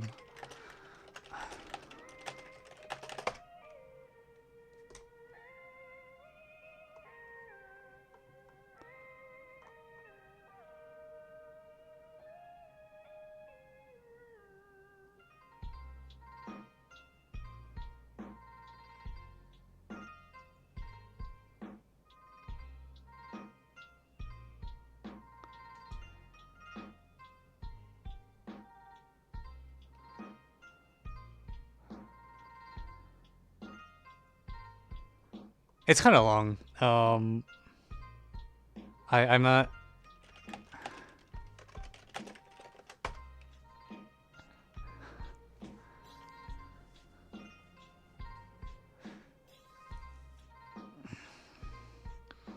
If you draw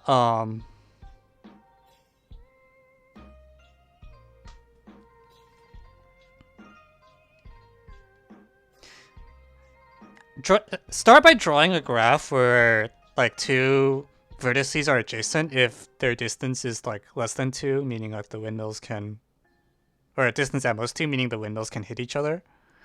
And I think you can start by showing this graph is planar. That's probably what you do.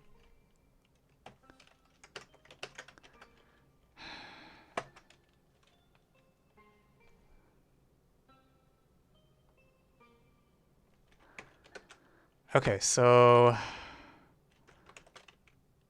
we're going to cancel this thing from both sides.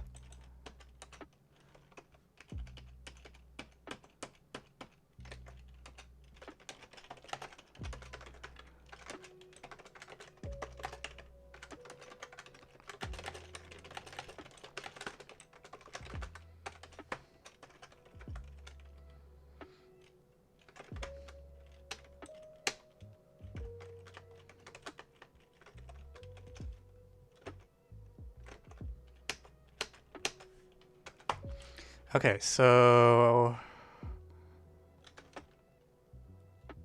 minus xfy also cancels on both sides, right? So burn this term, burn this term.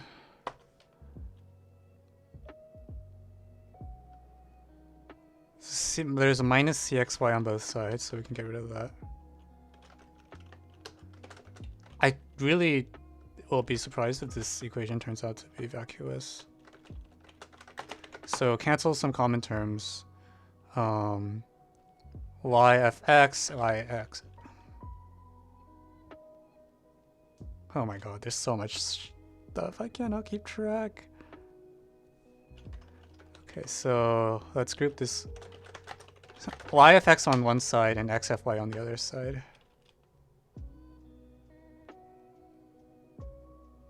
Oh, it's vacuous. Okay. No.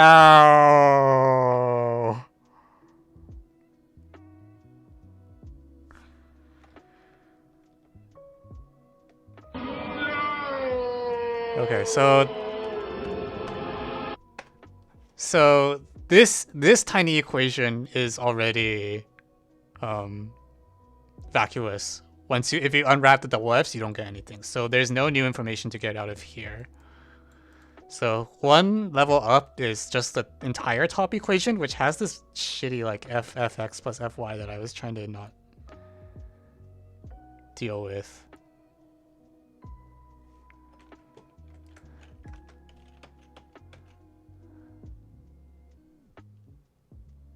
Wait, hang on. Did I copy the wrong equation? I think I copied the wrong equation. God damn it. Because I was like, really? That one's also vacuum? Okay. Alright, let's try that again. This is the correct equation now. So we're gonna first get rid of all the... Okay. So this is 1 minus c f of x plus cx. And this is...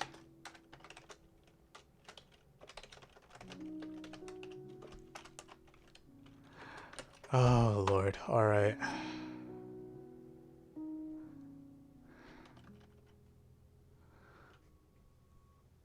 Okay, and then does anything cancel, like, at all?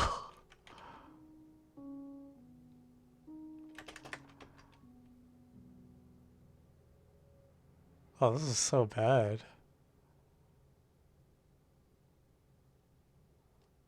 I don't want to... Oh my god. yfx, xfy, xfy, fxfy, ff... Oh god. I'm sorry, I'm gonna postpone this review because this is getting... That one is really bad. Come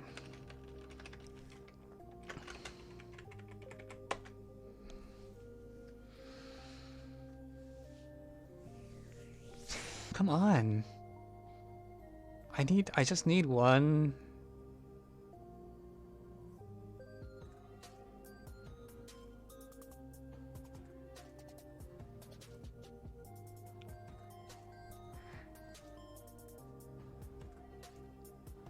I need like one equation. That's all I ask. Just one freaking equation.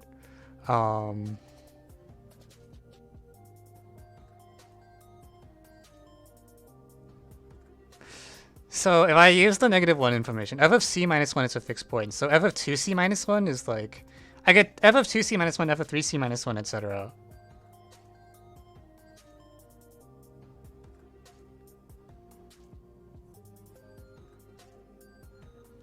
It's like, this is the term I can't evaluate, is I can't plug in. Like, is there any choice of things I can plug into there that I can evaluate? Other than like -1, 0, which we used already.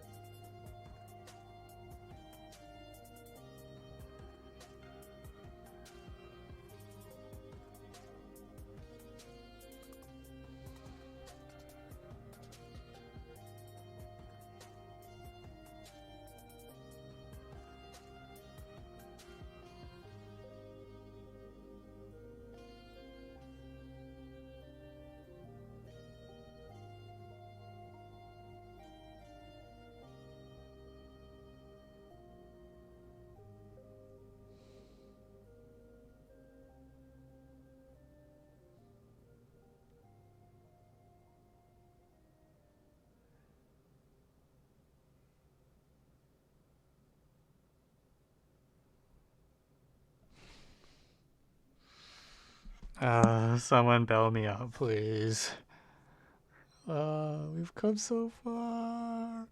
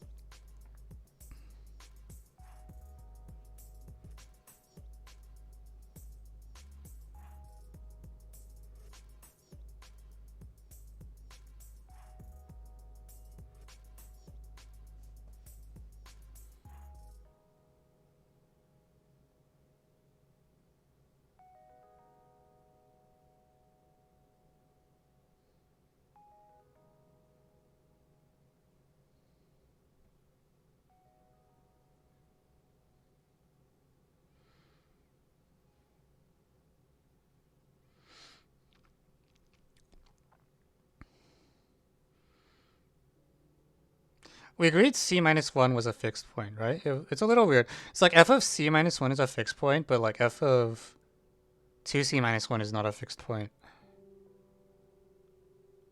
That does bother me a little, actually. Why is 2c minus 1 not a fixed point?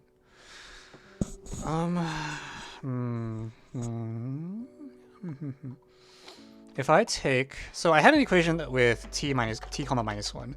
So if I take 2c, t comma 2c minus 1, ts 2c minus 1 is not a fixed point. This should give me some equation. And that equation is some, really? F of t and 2c, f of 2c minus 1. We know f of 2t equals minus c minus 1 squared. So f of t times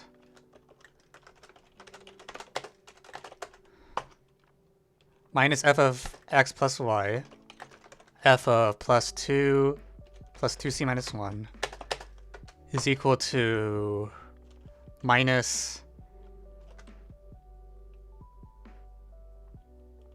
t minus f of 2c minus 1 plus f of t.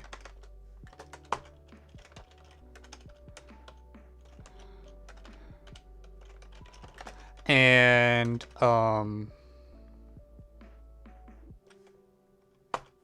fuck.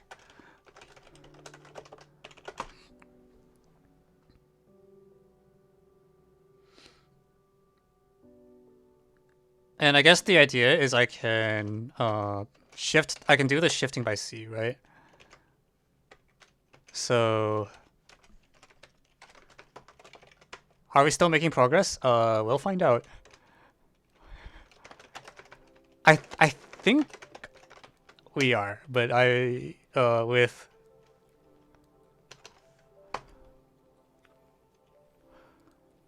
okay, so I have an equation that relates f of t minus 1, and f of minus 1 plus ft.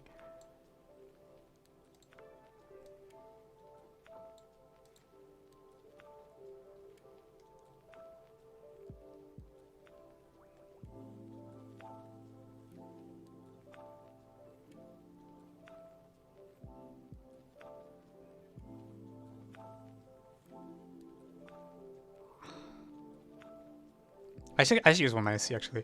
Okay, I believe this will get, if I do this enough times, I will get a system of equations. I have faith in fact, I'm gonna say plug in t comma nc minus 1. All right, we will get an infinite system of equations with some black magic. All right,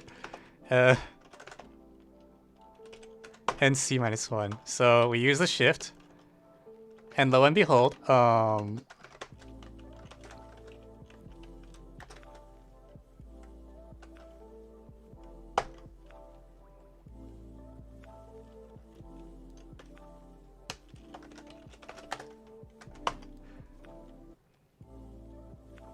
okay, so I'm gonna kill off this variable right away.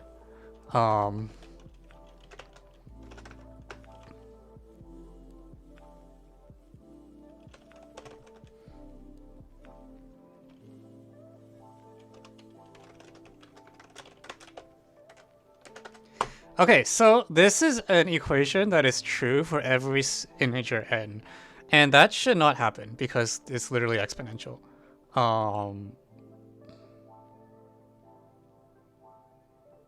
In fact, actually, does the oh shit, does all the useful stuff cancel?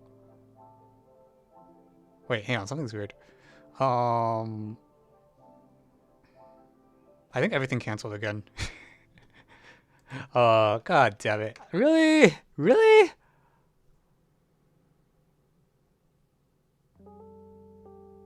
No.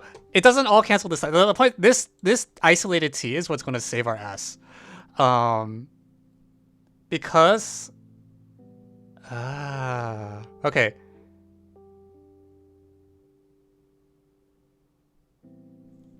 All right, I think we got it. I think we got c equals 0. It's like what I do is I take this equation, instead of minus 1, I plug in like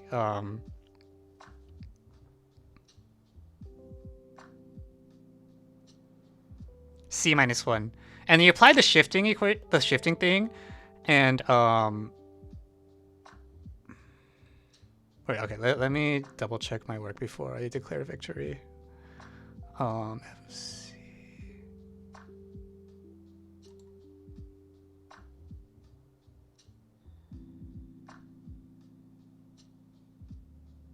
Yeah, the idea is like I actually could have gotten away with just n equals 2. Or literally actually any value of n that wasn't n equals, even n equals 1 would have worked, really?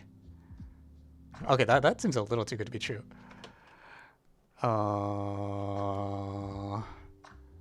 C minus 1, 2c minus 1.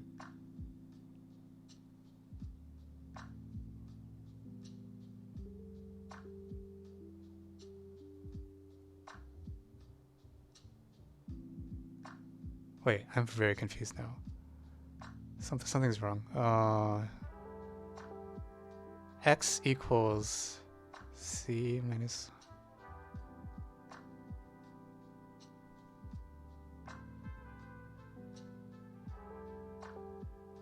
No, okay, never mind. This doesn't work. Yeah, never mind.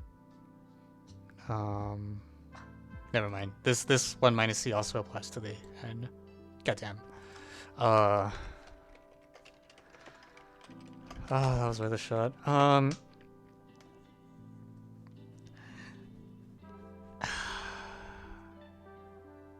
If I use c comma y, I mean, I think the problem, like this f of c, like because f of c is c times 1 minus c, there's like a c squared term here or something like that. That doesn't.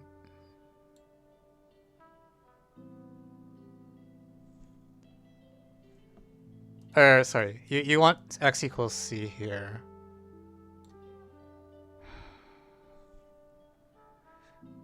No, because the problem is that when you increment x by c, all it does is multiply everything by 1 minus c.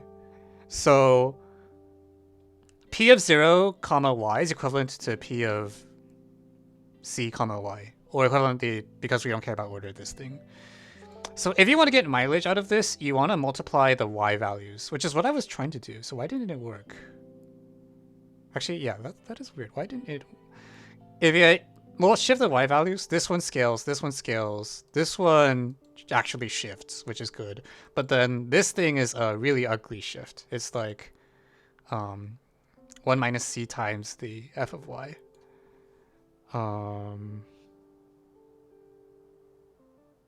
Which would be okay.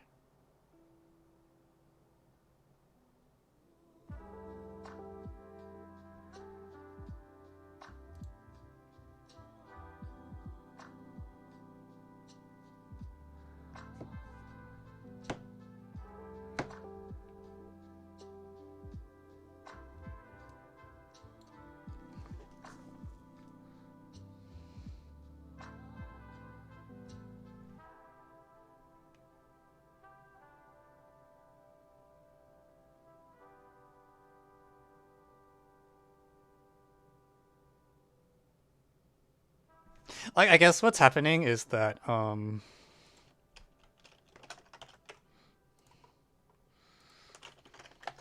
when you shift the y value by c, it multiplies everything by 1 minus c.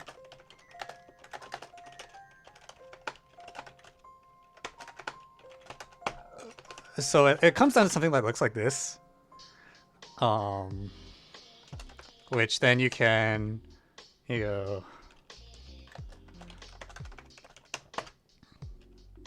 looks like that. I don't know if that's any better.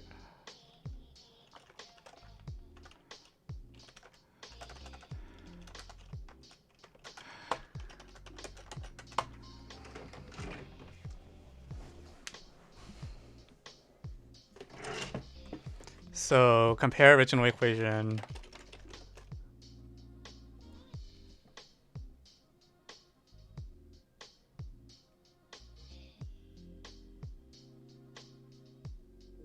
FC plus FY, so shift.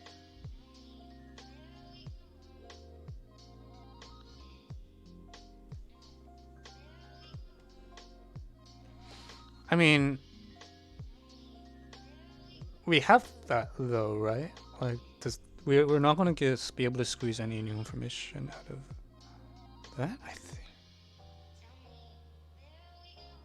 I did plug in like C comma. Well, I plugged in a 0, so that's the same as plugging in a C.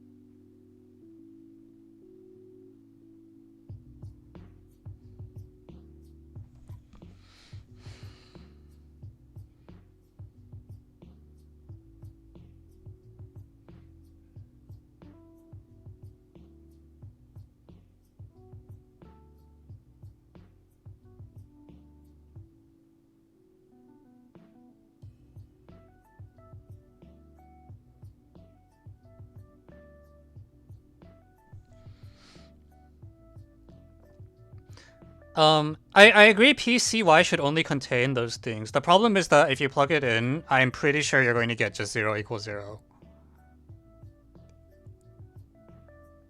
Like, I feel like we've already used it up completely. Because, so, P of C comma Y is equivalent to P of 0 comma Y because of this shifting by X crap that we have. Unless you're using this half. In which case, maybe if I use the other half? So, okay.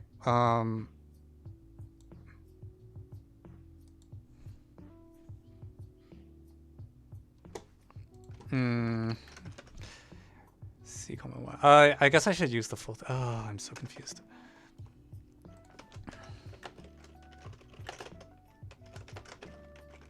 So f of c was c1 minus c. This is 1 minus c. C, which is c is 1 minus c. CFY. And f of x is like... Yeah, so the one thing that that's different and you do it this way is that you get y plus c minus c squared, which, I mean, is a thing you can do. I believe this... wait, why did they not line up?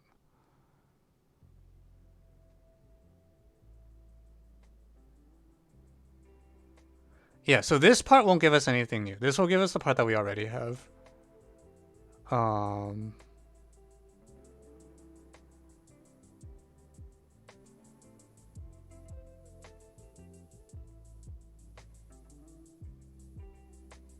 So we can cut out the middle equip part because it's redundant and just write this part, which is minus 1 minus c squared fy. Which I guess we can then clean up even more.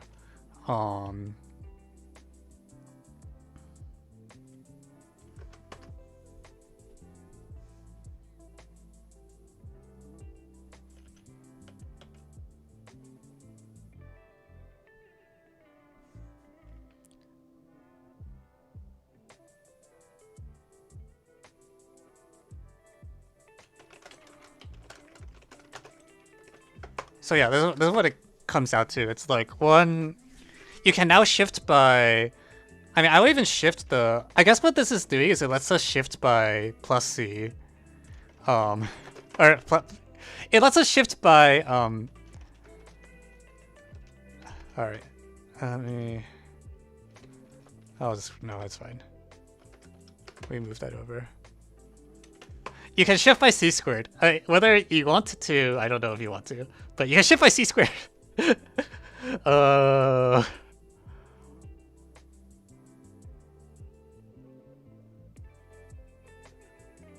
It's the same as multiplying by some constant.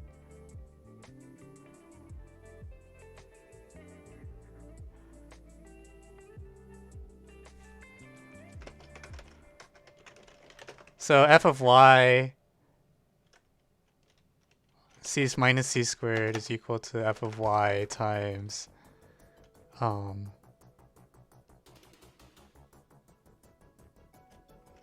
plus c of y minus c squared.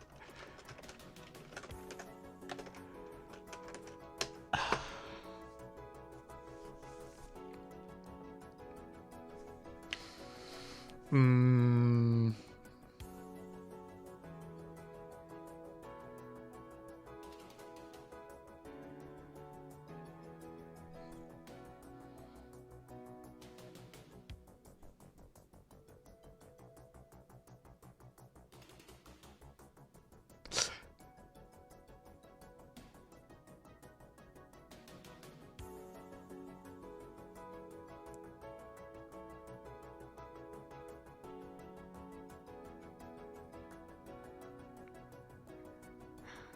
Uh.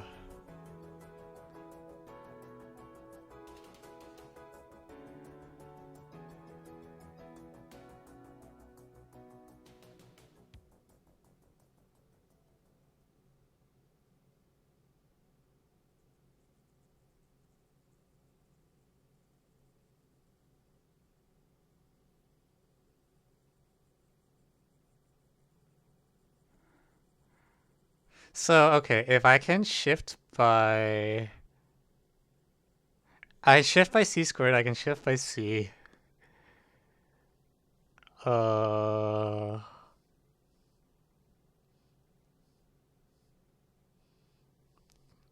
Because they're both multiplication, it will commute. Like, I was hoping maybe you could do like x plus c squared or something, but you'll get the same thing on both sides. Um...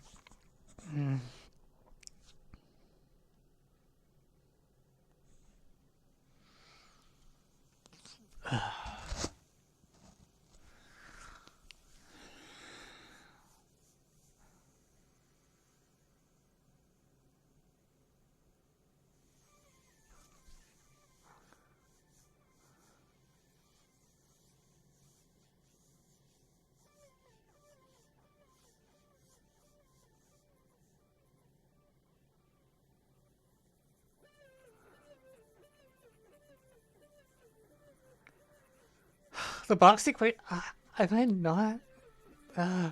it's just such a, like... I can't shift x by c. That's so strange to me. It's like, wow, I just can't shift by c. It gives me no information.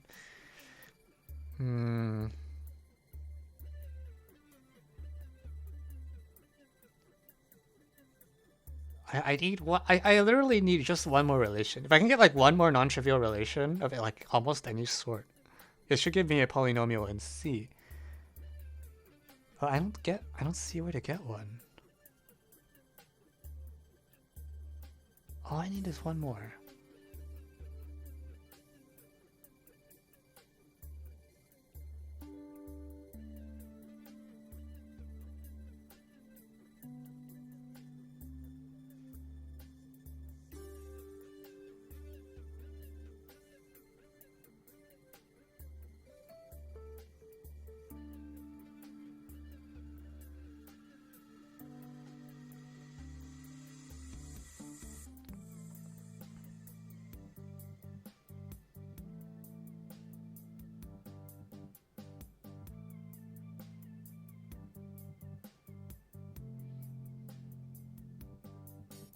I'm surprised this didn't do it. I feel like this was supposed to be the thing that like saved my butt.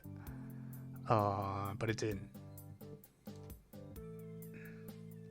Somehow this wasn't good enough either. Even if I take like y equals 0, this is like a shift of c and c squared. That's a c shift. This is the...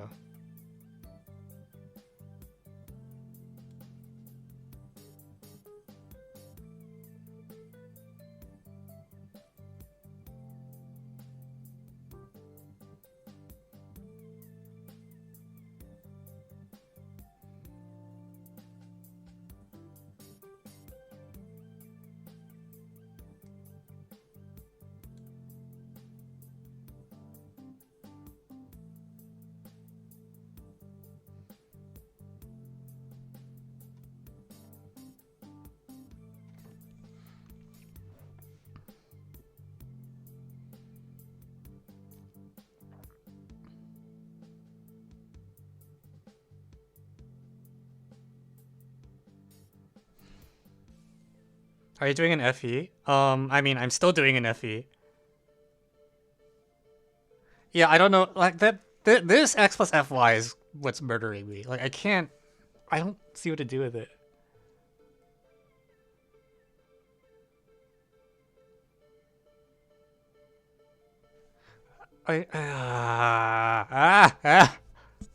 Freaking functionals. It's this is where the bump is or something. Like this is where when I shift Y by C, it does something that isn't quite.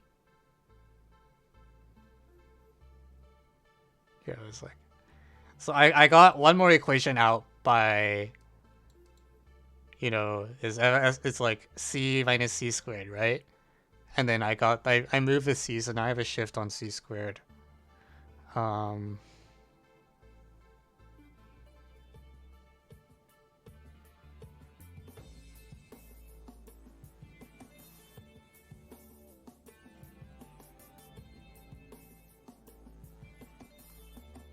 So okay, well the desperation move is that then I take instead of PCY I take of like 2C comma Y or something, and you know because I know how to shift by C and by C squared, that will so 2C is C1 minus C all square like C times the square of 1 minus C, and because I know how to shift by C and by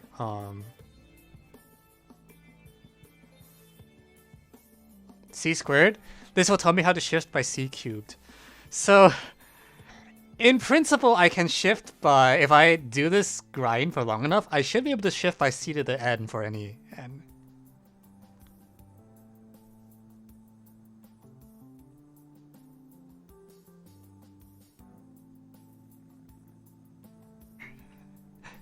And then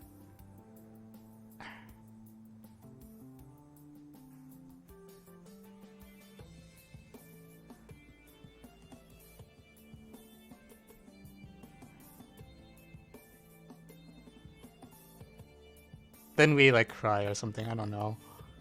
Seems really bad. Oh, hang on. Wait a moment.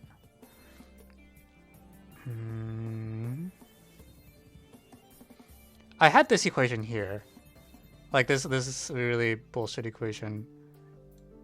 If I plug in y equals c here, does that give me a relation? I think that gives me a relation. I also probably made a mistake, but it does give me a relation. So I need to verify I didn't fuck up. Because if so, this might be my way out.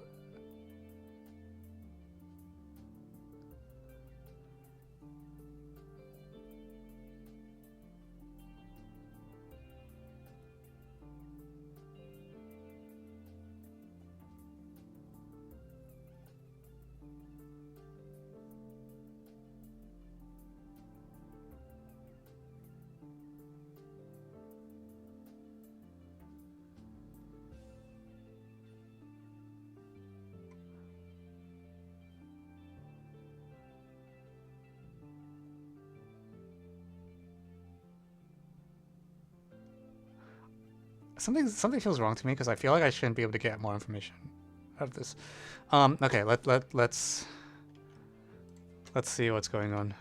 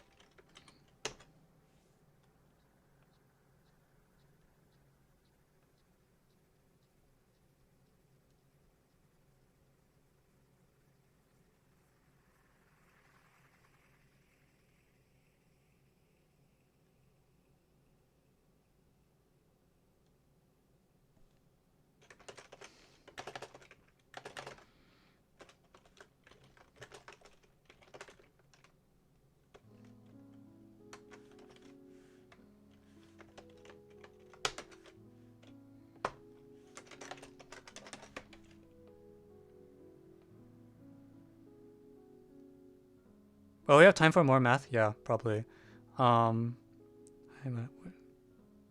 Both known from Did I say can't shift from X? I might have misspoken. I said right now we are able to shift by C and by C squared, but that seems to be giving us no additional information. But I want to verify what happens when I do this. So f of C squared minus f of 2C, which is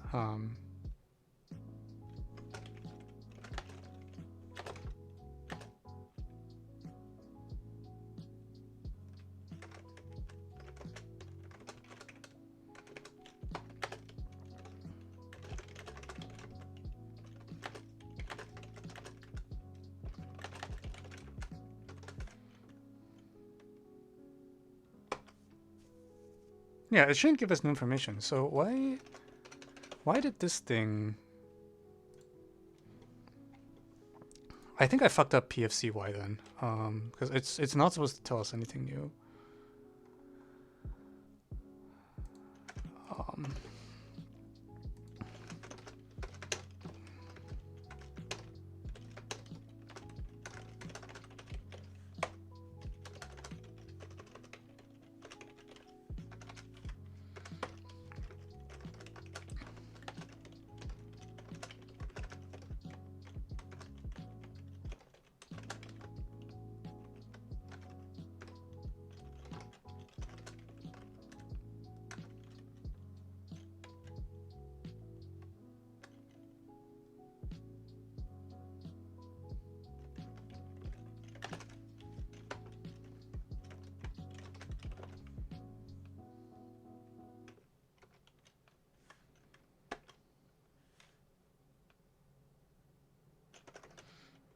Okay, C minus C squared plus 2C is C.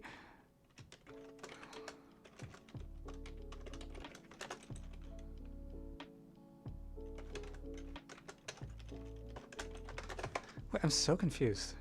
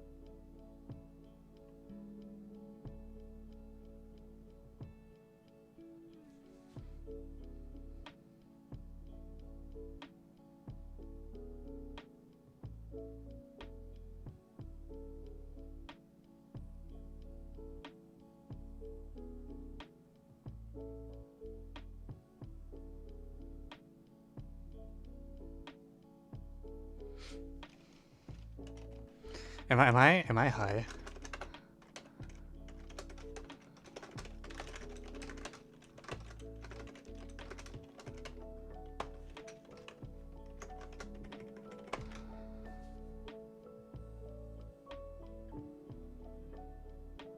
This shouldn't give me anything new. Why did it give me something?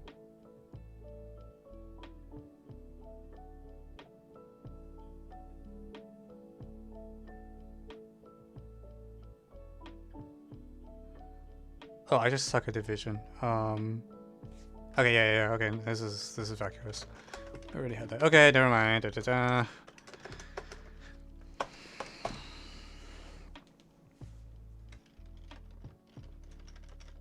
So there's no reason to take PFC 0 if I can just take PFC Y.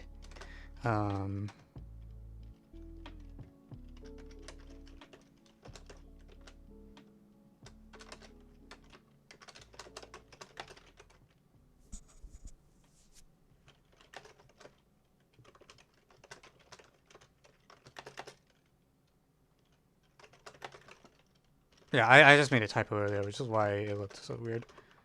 So I can shift by, so long story short, I can shift by C squared. This is still over stuck. I can shift by C squared.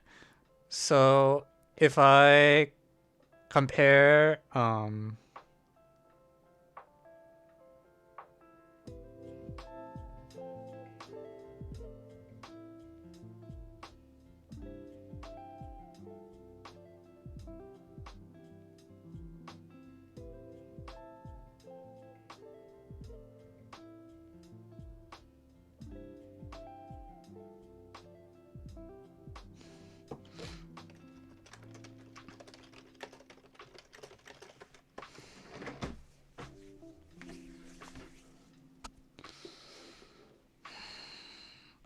So here, like, there was there was one of the things that was like x plus c minus c squared, and we threw it away.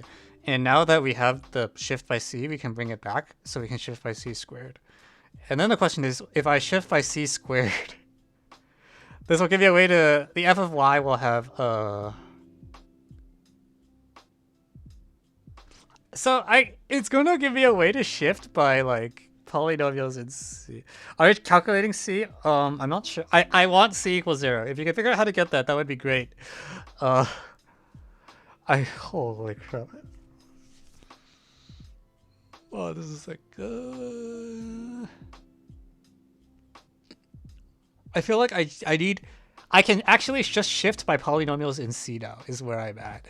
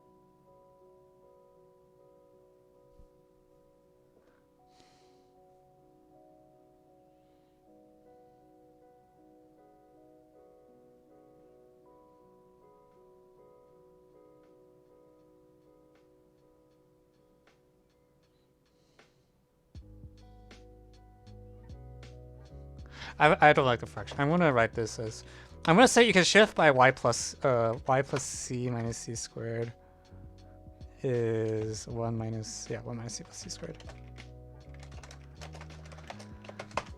So I can shift by c. I can shift by c minus c squared, and I can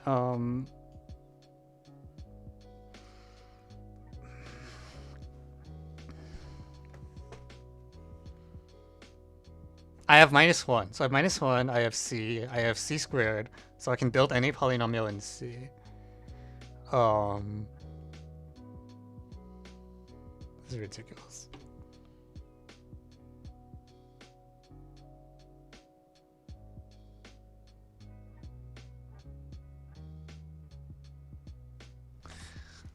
It's this goddamn term here.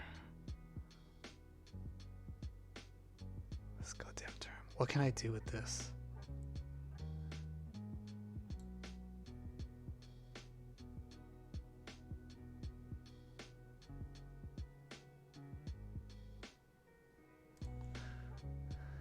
Continuity? I doubt it. Guesses as to what the function is? It's gotta be just the identity, I think. There's no way it's anything else.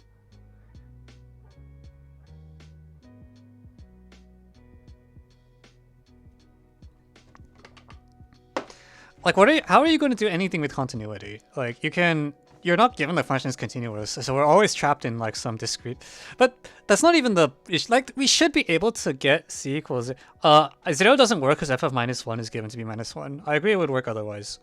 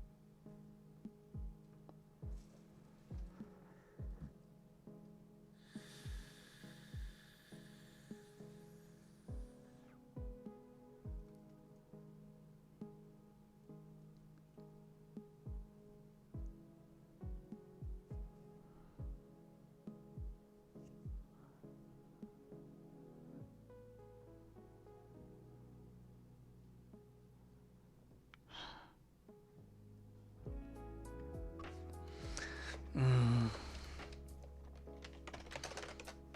2c -1 was not a fixed point, right?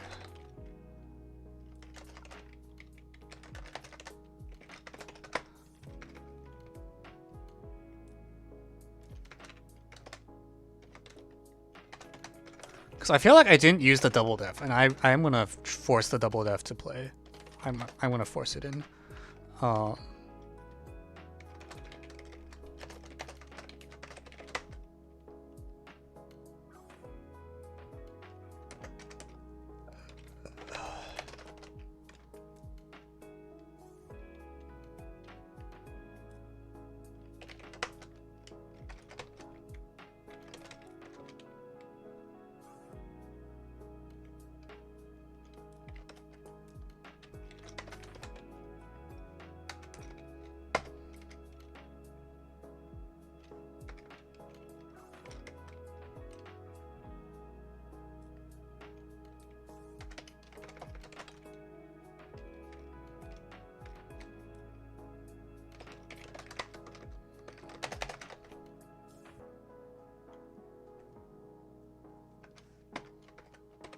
Okay, so we plugged in 2c minus 1. 2c minus 1 is known to be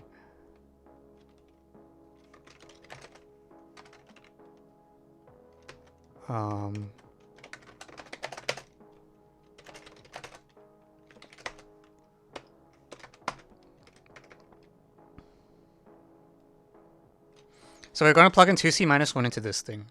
And then, so we resolve the right-hand side. It's equal to that. And then c times 2c minus 1, 2c. And then we got this thing on the left. And the left-hand side, we're going to shift the c squared away using the identity that we just got. So equals, this is equal to f of minus 1 plus c.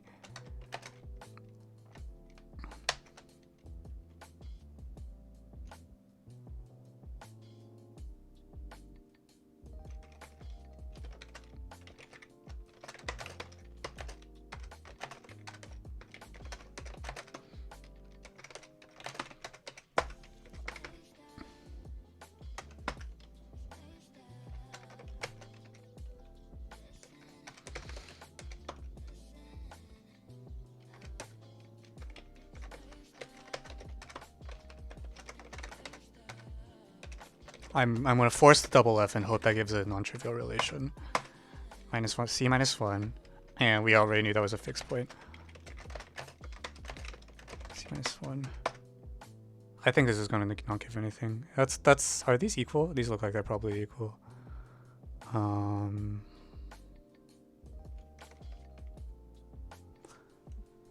they're not. They're not equal because... They're not equal because they differ at c equals 0? No, they don't. They differ at c equals... Actually, I can't tell by looking. They differ at c equals 1, right? So f of 2c minus 1, we force the double f in using this. This f of 2c minus 1. On the one hand, it resolved to...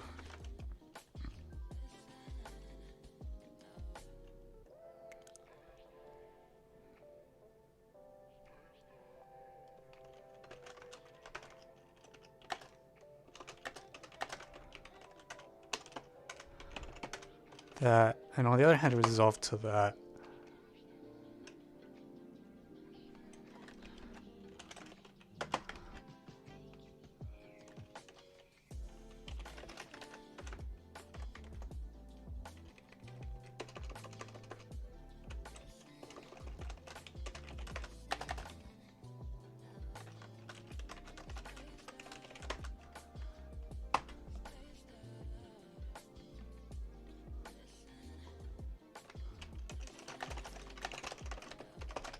Did we get it? Is that it? Is that it? Is that it? Okay, the idea was in order to not get redundant information, I forced this double f we never used. So I'm gonna force it in. We also never actually used the -1 relation, I think. Up until the very end when we said f of c minus 1 was a fixed point. So we had a shift by c squared and then push it all the way through. So 2c minus 1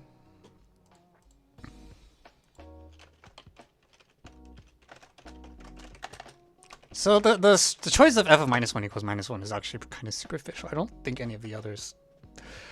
Okay, and then So the FF 2c minus 1 is equal to this thing. We had our relation that let us shift by c minus c squared. So minus 1 plus c, right, here. And if c minus 1 is a fixed point.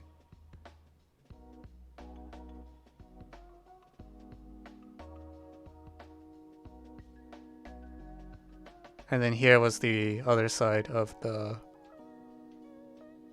thing.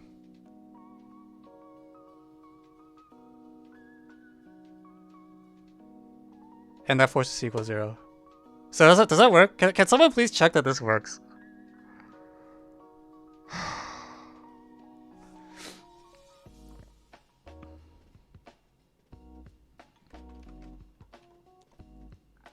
Did we find? Because this is how we got the extra leverage. Is that we finally didn't we finally executed a double F that actually did something. Because up until here,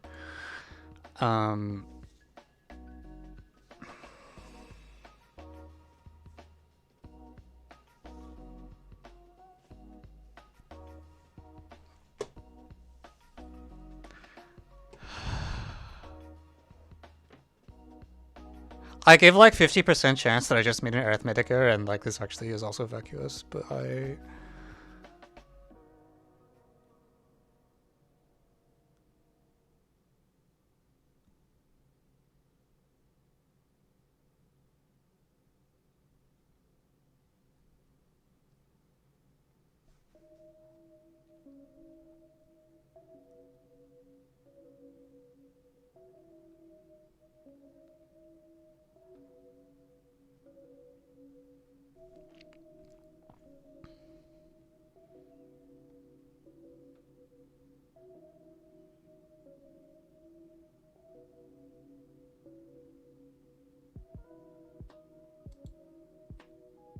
Okay, we're gonna move on. I'm so skeptical of this because there's just no way for me to debug my work, right? Like, if I drop the c squared, how am I supposed to tell? Like, c is 0. We know c is supposed to be 0. So, you know, who knows what the hell happened here.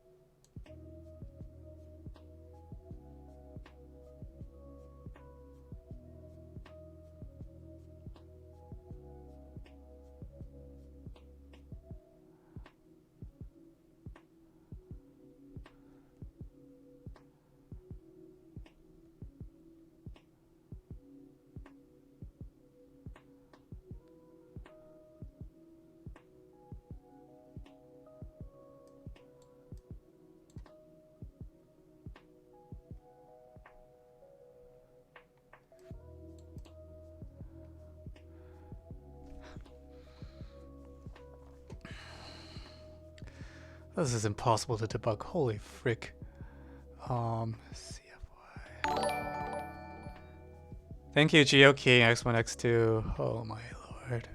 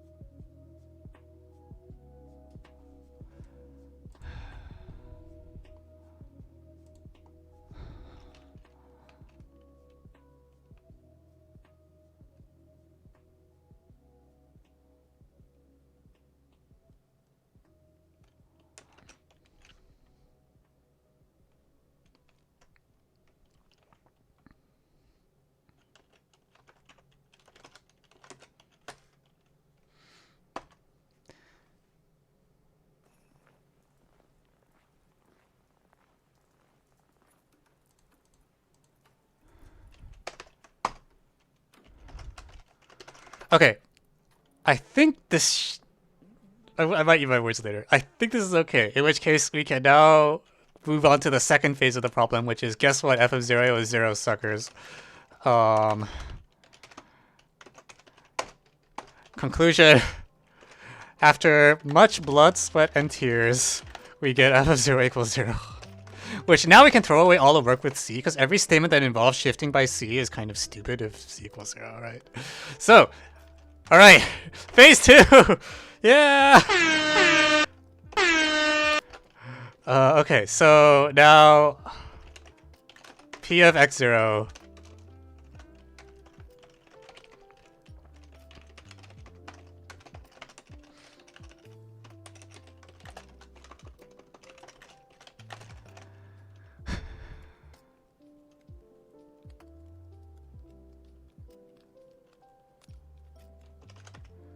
T0 implies so F fixes its image, which is beautiful. Yeah.